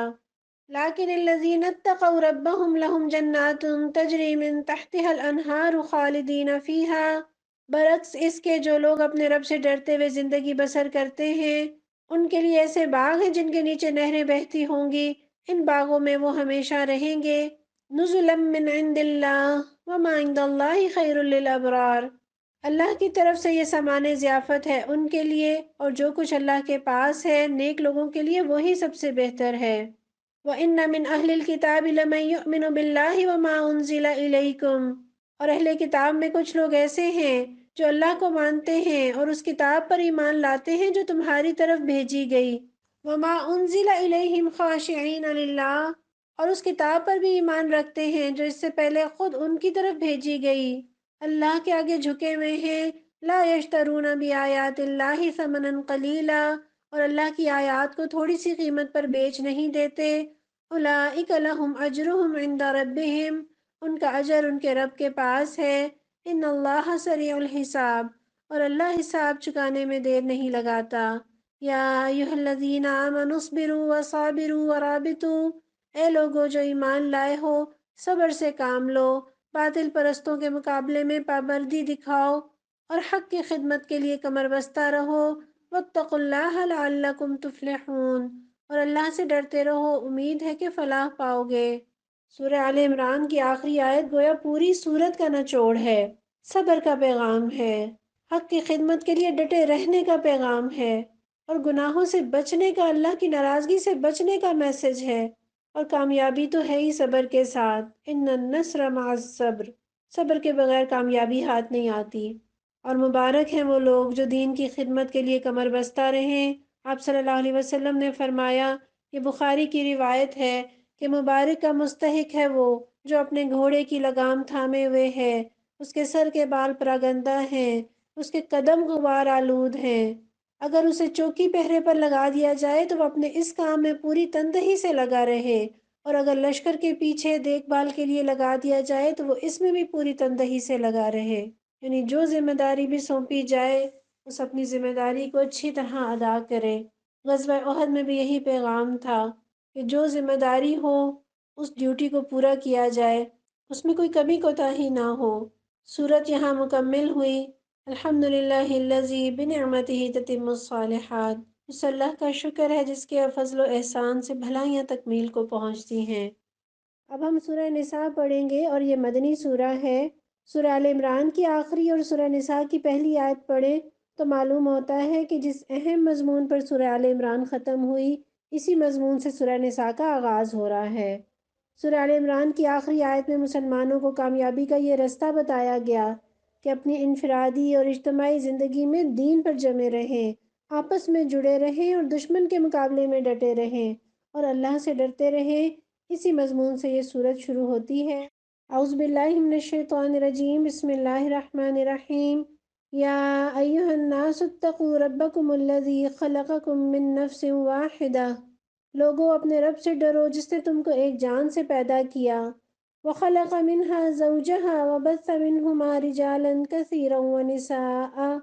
اور اسی جان سے اس کا جوڑا بنایا اور ان دونوں سے بہت سے مرد اور عورت دنیا میں پھیلا دیے۔ واتقوا اللہ الذی تساءلون بہ والارحام۔ اس خدا سے ڈرو جس کا واسطہ دے کر تم ایک دوسرے سے اپنے حق مانگتے ہو، اور رشتہ و قرابت کے تعلقات کو بگاڑنے سے پرہیز کرو۔ ان اللہ کان علیکم رقیبا۔ یقین جانو کہ اللہ تم پر نگرانی کر رہا ہے۔ یہ آیت اس لحاظ سے بہت اہم ہے کہ یہ نکاح کے خطبے میں پڑھی جانے والی آیت ہے، اور اس میں تمام دنیا کے انسانوں کو اللہ تعالیٰ نے مخاطب کیا ہے۔ گویا قرآن کی دعوت ہر انسان کے لیے ہے۔ پھر اللہ نے تقوی کی تاکید کی، اور تقوی نام ہے اپنے آپ کو مشکوک چیزوں سے بچانے کا۔ اور اس صورت میں چونکہ بہت سے معاشرتی اور مالی معاملات کا ذکر ہے، کسی کی ایک پائی یا کسی رشتے میں ذرا سی ڈنڈی مارنے سے تقوی پر حرف آ سکتا ہے۔ اسی لیے تقوی کی تلقین سے اللہ تعالیٰ نے اس صورت کا آغاز کیا، گویا سارے معاشرتی مسائل کا حل تقوی میں پوشیدہ ہے۔ اور پھر اللہ نے بتایا کہ تم سب کو اللہ تعالیٰ نے ایک جان سے پیدا کیا، یعنی جب باپ سب کا ایک ہی ہے تو کسی کو کسی پر کوئی نسلی برتری حاصل نہیں، اور ایک باپ کی اولاد بتا کر گویا محبت کو ابھارا ہے۔ یعنی کوئی اور رشتہ داری نہ ہو تو کیا یہ رشتہ داری کم ہے؟ اسی کا خیال کرو اور اپنے کمزوروں کی مدد کرتے رہو۔ اللہ تعالیٰ نے اسی آیت میں پھر تقوی کا ذکر کر دیا، واتقوا اللہ الذی تساءلون بہ والارحام۔ یعنی قطع رحمی سے بچو، رشتہ داروں کے ساتھ بدسلوکی کرنے سے بچو، اور قطع رحمی تو کبیرہ گناہ ہے۔ یہاں اللہ کے ڈر کی کیوں بات کی گئی؟ اس لیے کہ رشتوں کو اگر بہتر بنانا ہے، رشتوں کو جوڑنا ہے، تو قانون کی زبان میں یہ نہیں کیے جا سکتے۔ 2+2=4 جہاں ہو وہاں رشتے نہیں بنتے۔ ہر کوئی میرا حق یہ ہے اور قانون نے مجھے یہ حق دیا ہے، سارا دن گھر میں یہ گردان چلتی رہے، میاں بیوی ایک دوسرے کو یہ کہتے رہیں تو گھر کا نظام نہیں چل سکتا۔ رشتے بنتے ہیں حسن اخلاق سے، محبت سے، حق دینے سے اور اللہ کے ڈر سے۔ اور اللہ تعالیٰ نے فرمایا کہ اللہ تم پر نگران ہے۔ رشتہ داروں کے ساتھ تعلق نبھاتے، بندوں کے ساتھ معاملہ کرتے، یہ نہ بھولنا کہ اللہ میرے کھلے سے بھی واقف ہے اور چھپے سے بھی۔ ہم لائٹ آف کر لیں، دروازہ بند کر لیں، سب سے چھپ جائیں، مگر اللہ سے نہیں چھپ سکتے۔ اس کی نگرانی اس قدر پرفیکٹ ہے کہ وہ دن اور رات اور تنہائیوں میں بھی اور اجتماعیت میں بھی ہر جگہ میری اور آپ کی نگرانی کر رہی ہے۔ وَآتُوا الْيَتَامَىٰ أَمْوَالَهُمْ۔ یتیموں کے مال ان کو واپس دو۔ وَلَا تَتَبَدَّلُوا الْخَبِيثَ بِالطَّيِّبِ۔ اچھے مال کو برے مال سے نہ بدل لو۔ وَلَا تَأْكُلُوا أَمْوَالَهُمْ إِلَىٰ أَمْوَالِكُمْ۔ اور ان کے مال اپنے مال کے ساتھ ملا کر نہ کھا جاؤ۔ إِنَّهُ كَانَ حُوبًا كَبِيرًا۔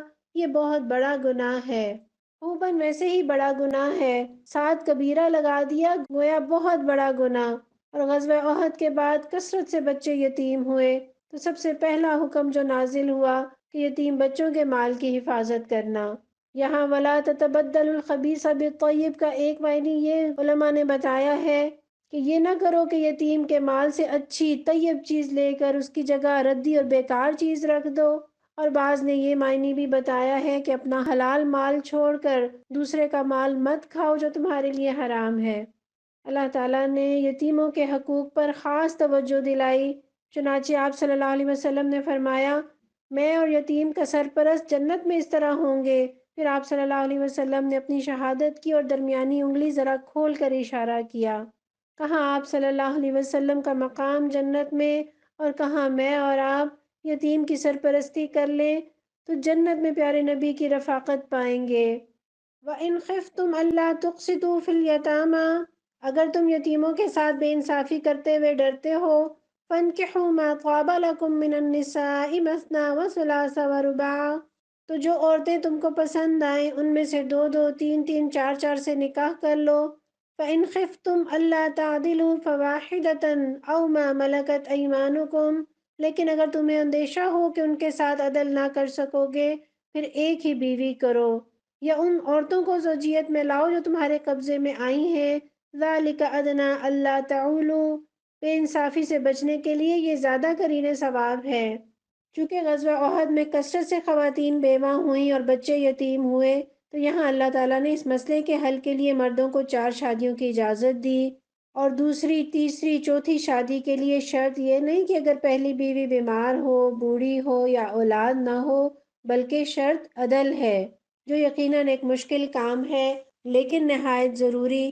آپ صلی اللہ علیہ وسلم فرماتے ہیں، جس شخص کے نکاح میں 2 عورتیں ہوں اور وہ ان کے حقوق میں برابری اور انصاف نہ کر سکے تو وہ قیامت میں اس طرح اٹھایا جائے گا کہ اس کا ایک پہلو گرا ہوا ہوگا۔ اسی لیے اللہ تعالیٰ نے فرمایا کہ فَإِنْ خِفْتُمْ أَلَّا تَعُولُوا فَوَاحِدَةً اگر تمہیں خوف ہو کہ تم عدل نہ کر سکو گے تو ایک ہی کرنا۔ وَآتُوا النِّسَاءَ صَدُقَاتِهِنَّ نِحْلَةً اور عورتوں کے مہر خوشدلی کے ساتھ فرض جانتے ہوئے ادا کرو۔ فَإِنْ طِبْنَ لَكُمْ عَنْ شَيْءٍ مِّنْهُ نَفْسًا فَكُلُوهُ هَنِيئًا مَّرِيئًا البتہ اگر وہ خود اپنی خوشی سے مہر کا کوئی حصہ تمہیں معاف کر دے تو تم اسے مزے سے کھا سکتے ہو۔ نکاح کرتے وقت عورت کو مہر دینا مرد کی ذمہ داری اور عورت کا حق ہے، اور یہ حق مہر خامند کی حیثیت کے مطابق ہونا چاہیے، اور اتنا ہو کہ فریقین راضی اور مطمئن ہوں۔ حضرت ابو سلمہ بن عبد الرحمن نے حضرت عائشہ رضی اللہ عنہا سے پوچھا کہ رسول اللہ صلی اللہ علیہ وسلم کی بیویوں کا مہر کتنا تھا؟ تو انہوں نے 12.5 اوقیہ چاندی یا 500 درہم بتایا، اور حضرت ام حبیبہ رضی اللہ عنہا کا مہر 400 درہم تھا، حضرت خدیجہ کا 20 اونٹ تھا، حضرت عبد الرحمن بن عوف رضی اللہ عنہ نے ایک گٹھلی بھر سونے کے عوض نکاح کیا، اور حضرت انس رضی اللہ عنہ فرماتے ہیں کہ حضرت ابو طلحہ اور ام سلیم رضی اللہ عنہما کا نکاح ہوا تو ان کا مہر اسلام تھا۔ حضرت ام سلیم ابو طلحہ رضی اللہ عنہ سے پہلے اسلام لائیں۔ ابو طلحہ نے پیغام نکاح بھیجا تو ام سلیم نے کہا، میں اسلام لا چکی ہوں، اگر تم بھی اسلام لے آؤ تو میں تم سے نکاح کر لوں گی۔ چنانچہ ابو طلحہ اسلام لے آئے، اور اسلام ہی ان دونوں کے درمیان حق مہر تھا۔ گویا آپس کی رضامندی سے اس قسم کی صورتحال بھی مہر میں طے کی جا سکتی ہے۔ وَلَا تُؤْتُوا السُّفَهَاءَ أَمْوَالَكُمُ الَّتِي جَعَلَ اللَّهُ لَكُمْ قِيَامًا وَارْزُقُوهُمْ فِيهَا وَاكْسُوهُمْ اپنے وہ مال جنہیں اللہ نے تمہارے لیے قیام زندگی کا ذریعہ بنایا ہے نادان لوگوں کے حوالے نہ کرو، البتہ انہیں کھانے اور پہننے کے لیے دو۔ وَقُولُوا لَهُمْ قَوْلًا مَّعْرُوفًا اور انہیں نیک ہدایت کرو۔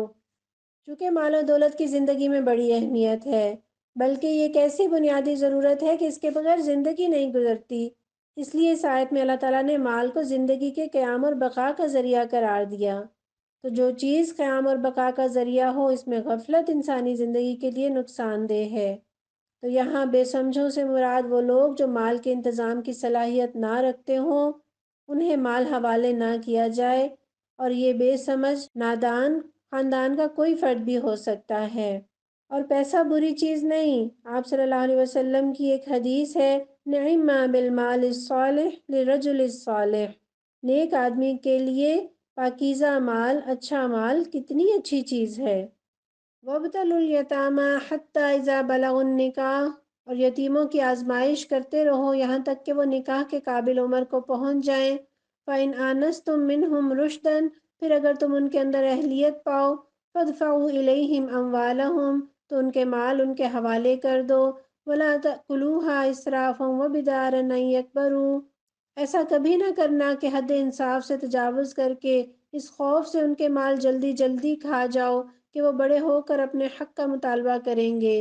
وَمَنْ كَانَ غَنِيًّا فَلْيَسْتَعْفِفْ، یتیم کا جو سرپرست مالدار ہو وہ پرہیزگاری سے کام لے۔ وَمَنْ كَانَ فَقِيرًا فَلْيَأْكُلْ بِالْمَعْرُوفِ، اور جو غریب ہو وہ معروف طریقے سے کھائے۔ فَإِذَا دَفَعْتُمْ إِلَيْهِمْ أَمْوَالَهُمْ فَأَشْهِدُوا عَلَيْهِمْ، پھر جب ان کے مال ان کے حوالے کرنے لگو تو لوگوں کو اس پر گواہ بنا لو۔ وَكَفَى بِاللَّهِ حَسِيبًا، اور حساب لینے کے لیے اللہ ہی کافی ہے۔ لِلرِّجَالِ نَصِيبٌ مِّمَّا تَرَكَ الْوَالِدَانِ وَالْأَقْرَبُونَ، مردوں کے لیے اس مال میں حصہ ہے جو ماں باپ اور رشتہ داروں نے چھوڑا ہو۔ وَلِلنِّسَاءِ نَصِيبٌ مِّمَّا تَرَكَ الْوَالِدَانِ وَالْأَقْرَبُونَ، اور عورتوں کے لیے بھی اس مال میں حصہ ہے جو ماں باپ اور رشتہ داروں نے چھوڑا ہو۔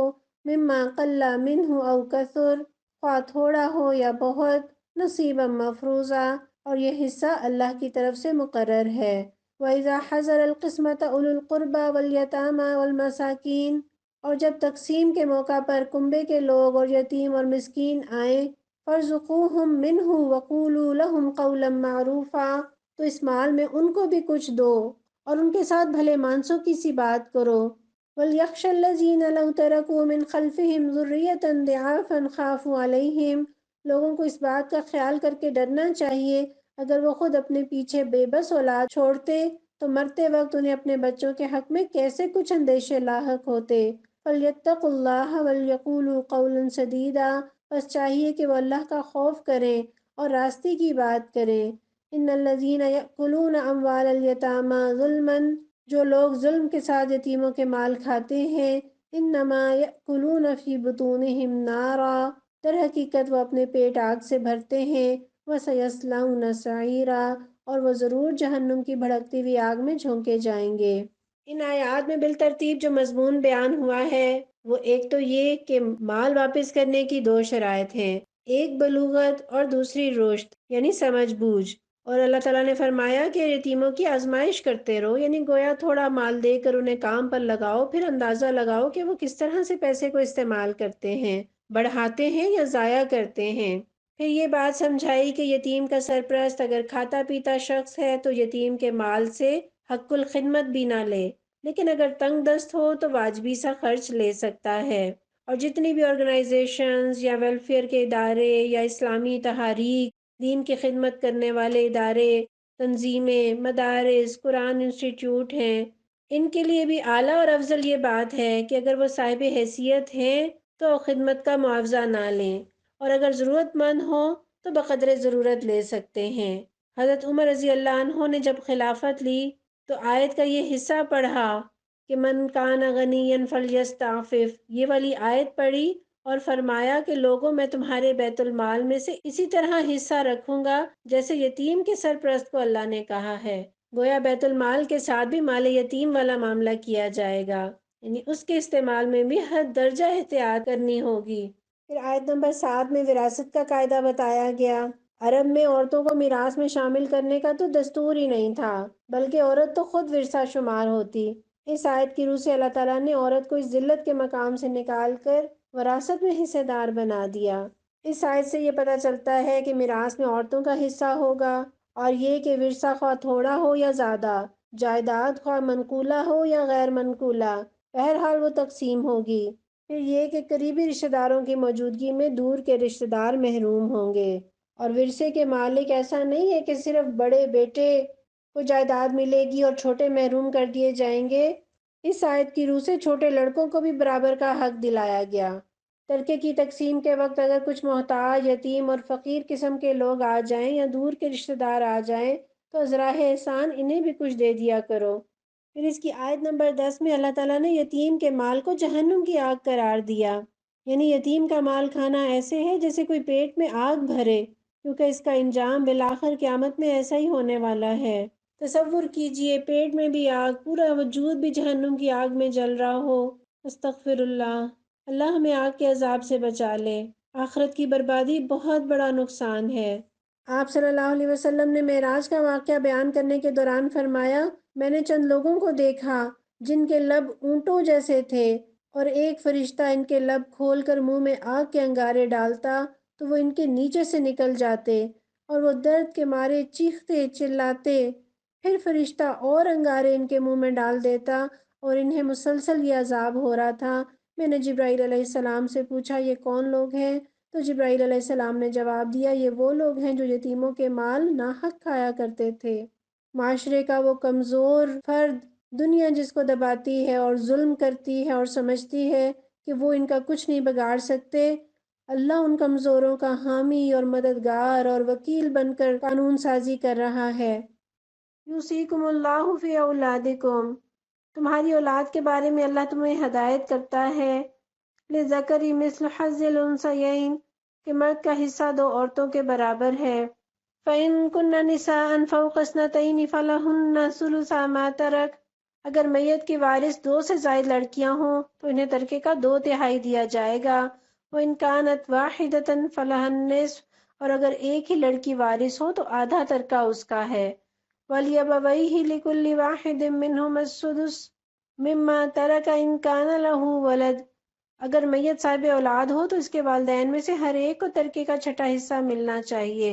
فَإِن لَّمْ يَكُن لَّهُ وَلَدٌ وَوَرِثَهُ أَبَوَاهُ فَلِأُمِّهِ الثُّلُثُ، اگر وہ صاحب اولاد نہ ہو اور والدین ہی اس کے وارث ہوں تو ماں کو تیسرا حصہ دیا جائے گا۔ فَإِن كَانَ لَهُ إِخْوَةٌ فَلِأُمِّهِ السُّدُسُ، اگر میت کے بھائی بہن بھی ہوں تو ماں چھٹے حصے کی حقدار ہوگی۔ من بعد وصیۃ یوصی بها أو دین، یہ سب حصے اس وقت نکالے جائیں گے جبکہ وصیت جو میت نے کی ہو وہ پوری کر دی جائے اور قرض جو اس پر ہو ادا کر دیا جائے۔ آباؤکم وابناؤکم لا تدرون ایہم اقرب لکم نفعا، تم نہیں جانتے کہ تمہارے ماں باپ اور تمہاری اولاد میں سے کون بلحاظ نفع تم میں سے قریب تر ہے۔ فریضۃ من اللہ، یہ حصے اللہ نے مقرر کیے ہیں۔ ان اللہ کان علیما حکیما، اور اللہ یقیناً سب حقیقتوں سے واقف اور ساری مصلحتوں کا جاننے والا ہے۔ یہ قانون وراثت ہے اور اسے علم الفرائض کہتے ہیں۔ اس علم کا سیکھنا فرض کفایہ ہے، یعنی کسی معاشرے میں اگر کوئی بھی اس علم کو نہ جانتا ہو تو سب گناہ گار ہوں گے، اور اللہ تعالیٰ نے اس کے ذریعے سے سب ورثاء کا حق مقرر فرما دیا۔ اللہ کے نبی صلی اللہ علیہ وسلم فرماتے ہیں اللہ نے ہر صاحب حق کا حق مقرر فرما دیا، لہٰذا اب وارث کے حق میں وصیت نہیں، یعنی تمام ورثاء کے حق اللہ تعالیٰ نے مقرر کر دیے، اس لیے ورثاء کے لیے وصیت کرنے کی ضرورت نہیں۔ مرنے والا میکسیمم اپنی کل جائیداد کے 1/3 کی وصیت اپنی مرضی سے کسی غیر وارث، کسی ادارے، کسی خیر کے کام میں کر سکتا ہے، اور اس میں بھی اگر وہ 1/4 کی وصیت کرے تو وہ زیادہ پسندیدہ ہے، باقی مال ورثاء کا حق ہے۔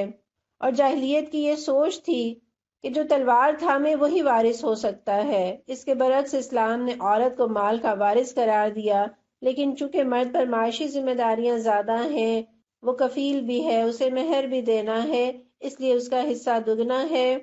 اور آپ دیکھیں گے کہ اللہ تعالیٰ نے عورت کے حصے کو بنیاد بنایا ہے، یعنی مرد کا حصہ 2 عورتوں کے برابر ہوگا، یعنی جتنا تم 2 عورتوں کو دو گے اتنا ایک مرد کو دینا ہوگا۔ یہ انداز آپ کو پوری تقسیم میں نظر آئے گا کہ عورت کے حصے کو اللہ تعالیٰ نے بیس بنا کر باقیوں کو حصہ تقسیم کیا ہے۔ اور آیت نمبر 11 میں اللہ تعالیٰ نے بتایا کہ اللہ جانتا ہے کہ کون تمہارے حق میں زیادہ بہتر ہے، کون زیادہ قریب ہے، لہٰذا اس کی تقسیم پر راضی ہو جاؤ۔ اور وہ علیماً حکیمہ ہے، اس کا علم اور اس کی حکمت مسلسل جاری ہے، زمانے کے بدلنے سے، حالات کے بدلنے سے ان حصوں میں کوئی تبدیلی نہیں ہوگی، وہ قیامت تک کے حال کو جانتا ہے۔ انسان کی عقل کمزور اور ناقص ہے، اللہ سب سے زیادہ دانا ہے، اللہ کا علم ماضی، حال، مستقبل سب پر حاوی ہے، انسان معاملے کی باریکیوں کو نہیں سمجھ سکتا، اس لیے ہمیں کسی اعتراض کی کوئی گنجائش نہیں۔ وہی تقسیم انصاف اور حکمت پر مبنی ہے جو رب نے کر دی۔ لہٰذا اس کی تقسیم پر راضی ہو جاؤ۔ وَلَكُمْ نِصْفُ مَا تَرَكَ أَزْوَاجُكُمْ إِن لَّمْ يَكُن لَّهُنَّ وَلَدٌ، اور تمہاری بیویوں نے جو کچھ چھوڑا ہو اس کا آدھا حصہ تمہیں ملے گا اگر وہ بے اولاد ہوں۔ فَإِن كَانَ لَهُنَّ وَلَدٌ فَلَكُمُ الرُّبُعُ مِمَّا تَرَكْنَا مِن بَعْدِ وَصِيَّةٍ يُوصِينَ بِهَا أَوْ دَيْنٍ، ورنہ اولاد ہونے کی صورت میں ترکے کا 1/4 حصہ تمہارا ہے، جبکہ وصیت جو انہوں نے کی ہو پوری کر دی جائے اور قرض جو انہوں نے چھوڑا ہو ادا کر دیا جائے۔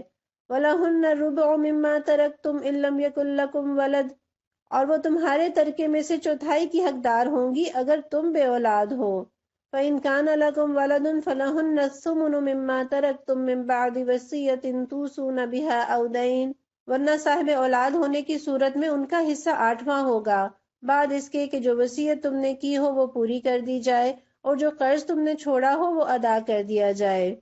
وَإِن كَانَ رَجُلٌ يُورَثُ كَلَالَةً أَوِ امْرَأَةٌ وَلَهُ أَخٌ أَوْ أُخْتٌ فَلِكُلِّ وَاحِدٍ مِّنْهُمَا السُّدُسُ، اور اگر وہ مرد یا عورت جس کی میراث تقسیم طلب ہے بے اولاد بھی ہو اور اس کے ماں باپ بھی زندہ نہ ہو مگر اس کا ایک بھائی یا ایک بہن موجود ہو تو بھائی اور بہن ہر ایک کو چھٹا حصہ ملے گا۔ فَإِن كَانُوا أَكْثَرَ مِن ذَلِكَ فَهُمْ شُرَكَاءُ فِي الثُّلُثِ مِن بَعْدِ وَصِيَّةٍ يُوصَى بِهَا أَوْ دَيْنٍ غَيْرَ مُضَارٍّ وَصِيَّةً مِّنَ اللَّهِ، اور بھائی بہن ایک سے زیادہ ہوں تو کل ترکے کے 1/3 میں وہ سب شریک ہوں گے، جبکہ وصیت جو کی گئی ہو وہ پوری کر دی جائے اور قرض جو میت نے چھوڑا ہو ادا کر دیا جائے بشرطے کہ وہ ضرر رساں نہ ہو۔ یہ حکم ہے اللہ کی طرف سے، واللہ علیم حلیم، اور اللہ دانا و بینا اور بردبار ہے۔ آپ اس ساری تقسیم میں دیکھیں گے کہ اللہ نے قرض کی بات ہر بار کی ہے، یعنی ورثہ میں تقسیم سے پہلے اگر میت کے ذمے قرض ہے تو وہ پہلے ادا کیا جائے گا، پھر باقی مال تقسیم ہوگا۔ کیونکہ قرض کا معاملہ بڑا نازک ہے، آپ صلی اللہ علیہ وسلم فرماتے ہیں شہید کا پہلا قطرہ گرتے ہی سب گناہ معاف ہو جائیں گے سوائے قرض کے، اس لیے قرض کی تاکید پہلے کی۔ پھر ان آیات سے پتہ چلتا ہے کہ عورت کی وراثت بھی ایسے ہی تقسیم ہوگی، یعنی عورت اپنے مال کی مالک ہے، وہ بھی اپنے مال پر ویسا ہی اختیار رکھتی ہے جیسے کوئی مرد، اس لیے وہ اپنے مال میں میکسیمم 1/3 کی وصیت اپنی مرضی سے کر سکتی ہے جیسے کوئی مرد کر سکتا ہے۔ اور پھر اللہ تعالیٰ نے فرمایا کہ وصیت میں ضرر رسانی نہ ہو، اور وصیت میں ضرر رسانی گناہ کبیرہ ہے، یعنی انسان کوئی ایسی چال چلے جس سے یہ مقصد ہو کہ حقدار وارث محروم رہ جائیں۔ آپ صلی اللہ علیہ وسلم نے فرمایا وصیت میں نقصان رسانی بڑے گناہوں میں سے ہے، اور ایک اور حدیث میں آپ صلی اللہ علیہ وسلم کا ارشاد ہے آدمی تمام عمر اہل جنت کے سے کام کرتا رہتا ہے مگر مرتے وقت وصیت میں ضرر رسانی کر کے اپنی کتاب زندگی کو ایسے عمل پر ختم کر جاتا ہے جو اسے دوزخ کا مستحق بنا دیتا ہے۔ تلک حدود اللہ، یہ اللہ کی مقرر کی ہوئی حدیں ہیں۔ وَمَن يُطِعِ اللَّهَ وَرَسُولَهُ يُدْخِلْهُ جَنَّاتٍ تَجْرِي مِن تَحْتِهَا الْأَنْهَارُ خَالِدِينَ فِيهَا، جو اللہ اور اس کے رسول صلی اللہ علیہ وسلم کی اطاعت کرے گا اللہ اسے ایسے باغوں میں داخل کرے گا جن کے نیچے نہریں بہتی ہوں گی اور ان باغوں میں وہ ہمیشہ رہے گا۔ وَذَلِكَ الْفَوْزُ الْعَظِيمُ، اور یہی بڑی کامیابی ہے۔ وَمَن يَعْصِ اللَّهَ وَرَسُولَهُ وَيَتَعَدَّ حُدُودَهُ يُدْخِلْهُ نَارًا خَالِدًا فِيهَا، اور جو اللہ اور اس کے رسول صلی اللہ علیہ وسلم کی نافرمانی کرے گا اور اس کی مقرر کی ہوئی حدوں سے تجاوز کر جائے گا اسے اللہ آگ میں ڈالے گا جس میں وہ ہمیشہ رہے گا۔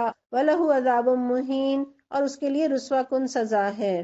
یہاں اللہ نے قانون وراثت کو اپنی حدیں قرار دیا ہے، جن کی پاسداری کرنے والوں کو جنت کی بشارت دی اور خلاف ورزی کرنے والوں کو ہمیشہ ہمیشہ کے عذاب کی دھمکی دی ہے۔ لیکن کس قدر افسوسناک صورتحال ہے کہ اس قدر واضح قانون کے ہوتے ہوئے اور اتنی سخت وعید کے باوجود مسلمانوں نے اللہ کے بنائے ہوئے قانون کو پس پشت ڈال کر اپنی منمانی کی، حتیٰ کہ عمر بھر نمازیں پڑھنے والے، روزے رکھنے والے اور حج جیسی سعادت رکھنے والے بھی وراثت کی تقسیم میں اللہ کی حدوں کو توڑتے ہیں اور ذرا نہیں ڈرتے، عورتوں کو محروم کر دیتے ہیں، کہیں صرف بڑے بیٹے کو میراث کا مستحق ٹھہرا دیا یا ورثہ کو محروم کر کے ساری جائیداد کی وصیت کر دی، حالانکہ مرنے والے کے کام تو اس مال نے آنا ہی نہیں۔ اسے ہی شاید کہتے ہیں دوسروں کی دنیا بنانے کے لیے اپنی آخرت برباد کر لینا۔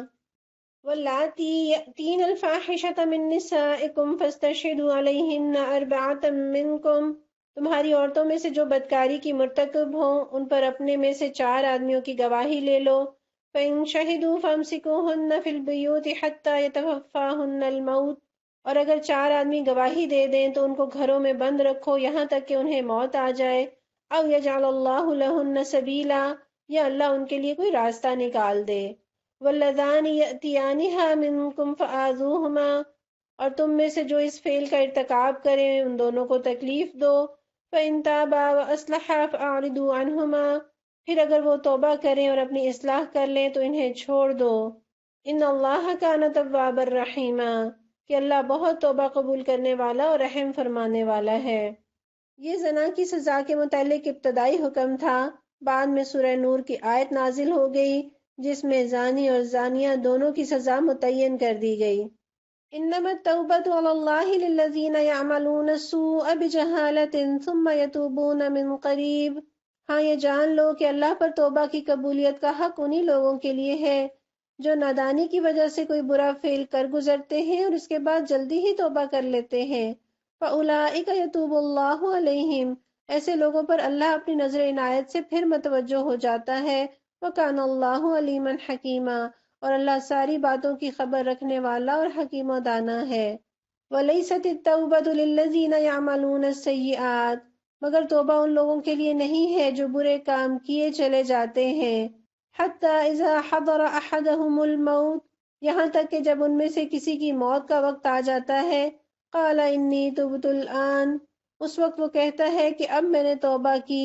وَلَلَّذِينَ يَمُوتُونَ وَهُمْ كُفَّارٌ، اور اسی طرح توبہ ان کے لیے بھی نہیں جو مرتے دم تک کافر رہیں۔ أُولَئِكَ أَعْتَدْنَا لَهُمْ عَذَابًا أَلِيمًا، ایسے لوگوں کے لیے تو ہم نے دردناک سزا تیار کر رکھی ہے۔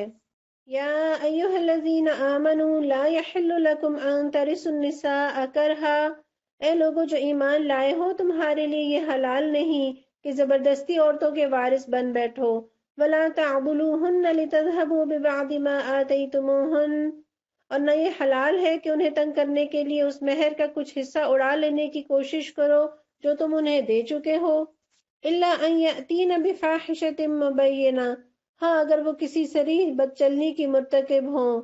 وعاشروہن بالمعروف، ان کے ساتھ بھلے طریقے سے زندگی بسر کرو۔ فإن کرہتموہن فعسى ان تکرہوا شیئا ویجعل اللہ فیہ خیرا کثیرا، اگر وہ تمہیں ناپسند ہو تو ہو سکتا ہے ایک چیز تمہیں پسند نہ ہو مگر اللہ نے اسی میں بہت کچھ بھلائی رکھ دی ہو۔ زمانہ جاہلیت میں لوگ جائیداد کی طرح عورتوں پر بھی قبضہ جما لیتے۔ اللہ تعالیٰ یہاں یہ بتا رہے ہیں کہ یہ عورتیں ہیں، یہ کوئی ڈھور ڈنگر نہیں کہ باقی چیزوں کی طرح ان پر بھی قبضہ جماؤ۔ ان کے جذبات ہیں، احساسات ہیں، ضروریات ہیں۔ شوہر کے مرنے کے بعد یا خدا نخواستہ طلاق ہو جانے کے بعد عورت کو تنگ کرنا، مجبور کرنا، اس پر سختی کرنا، اس کی جائیداد کو ہتھیا لینا، اسے کسی دوسری جگہ نکاح نہ کرنے دینا، یہ بہت بڑی زیادتی ہے۔ اور یہاں گویا شوہروں کو بھی مخاطب کیا جا رہا ہے کہ ایسا نہ کرنا کہ طلاق دیتے ہوئے عورت کو مجبور کرو کہ وہ مہر چھوڑ دے۔ ہاں اگر وہ اپنی مرضی سے، اپنی خوشی سے اپنا مال، وراثت یا مہر دے دے تو کوئی حرج نہیں، لیکن زبردستی کرانا یہ جرم عظیم ہے۔ نبی صلی اللہ علیہ وسلم نے فرمایا اپنا ہبہ واپس لینے والا اس کتے کی طرح ہے جو قے کر کے پھر چاٹ جاتا ہے، یعنی گویا مہر کی صورت میں یا تحفوں کی صورت میں اسے جو کچھ دیا ہے اسے واپس نہ لینا۔ وَإِنْ أَرَدْتُمُ اسْتِبْدَالَ زَوْجٍ مَّكَانَ زَوْجٍ، اور اگر تم ایک بیوی کی جگہ دوسری بیوی لے آنے کا ارادہ ہی کر لو، وَآتَيْتُمْ إِحْدَاهُنَّ قِنطَارًا، تو خواہ تم نے اسے ڈھیر سا مال ہی کیوں نہ دیا ہو، فَلَا تَأْخُذُوا مِنْهُ شَيْئًا، تو اس میں سے کچھ واپس نہ لینا۔ اس کا مطلب ہے کہ مرد عورت کو تحفے میں یا مہر میں ڈھیر سا مال بھی دے سکتا ہے۔ أَتَأْخُذُونَهُ بُهْتَانًا وَإِثْمًا مُّبِينًا، کیا تم اسے بہتان لگا کر اور صریح ظلم کے ساتھ واپس لوگے؟ وَكَيْفَ تَأْخُذُونَهُ، انداز دیکھیے اللہ تعالیٰ فرماتے ہیں آخر تم اسے کس طرح لوگے؟ وَقَدْ أَفْضَىٰ بَعْضُكُمْ إِلَىٰ بَعْضٍ، جبکہ تم ایک دوسرے سے لطف اندوز ہو چکے۔ وَأَخَذْنَ مِنْكُمْ مِيثَاقًا غَلِيظًا، اور وہ تم سے پختہ عہد لے چکی۔ وَلَا تَنكِحُوا مَا نَكَحَ آبَاؤُكُم مِّنَ النِّسَاءِ إِلَّا مَا قَدْ سَلَفَ، اور جن عورتوں سے تمہارے باپ نکاح کر چکے ہوں ان سے ہرگز نکاح نہ کرنا مگر جو پہلے ہو چکا سو ہو چکا، انہو کان فاحشۃ و مقتا، در حقیقت یہ ایک بے حیائی کا فعل ہے، ناپسندیدہ ہے، وساء سبیلا، اور برا چلن ہے۔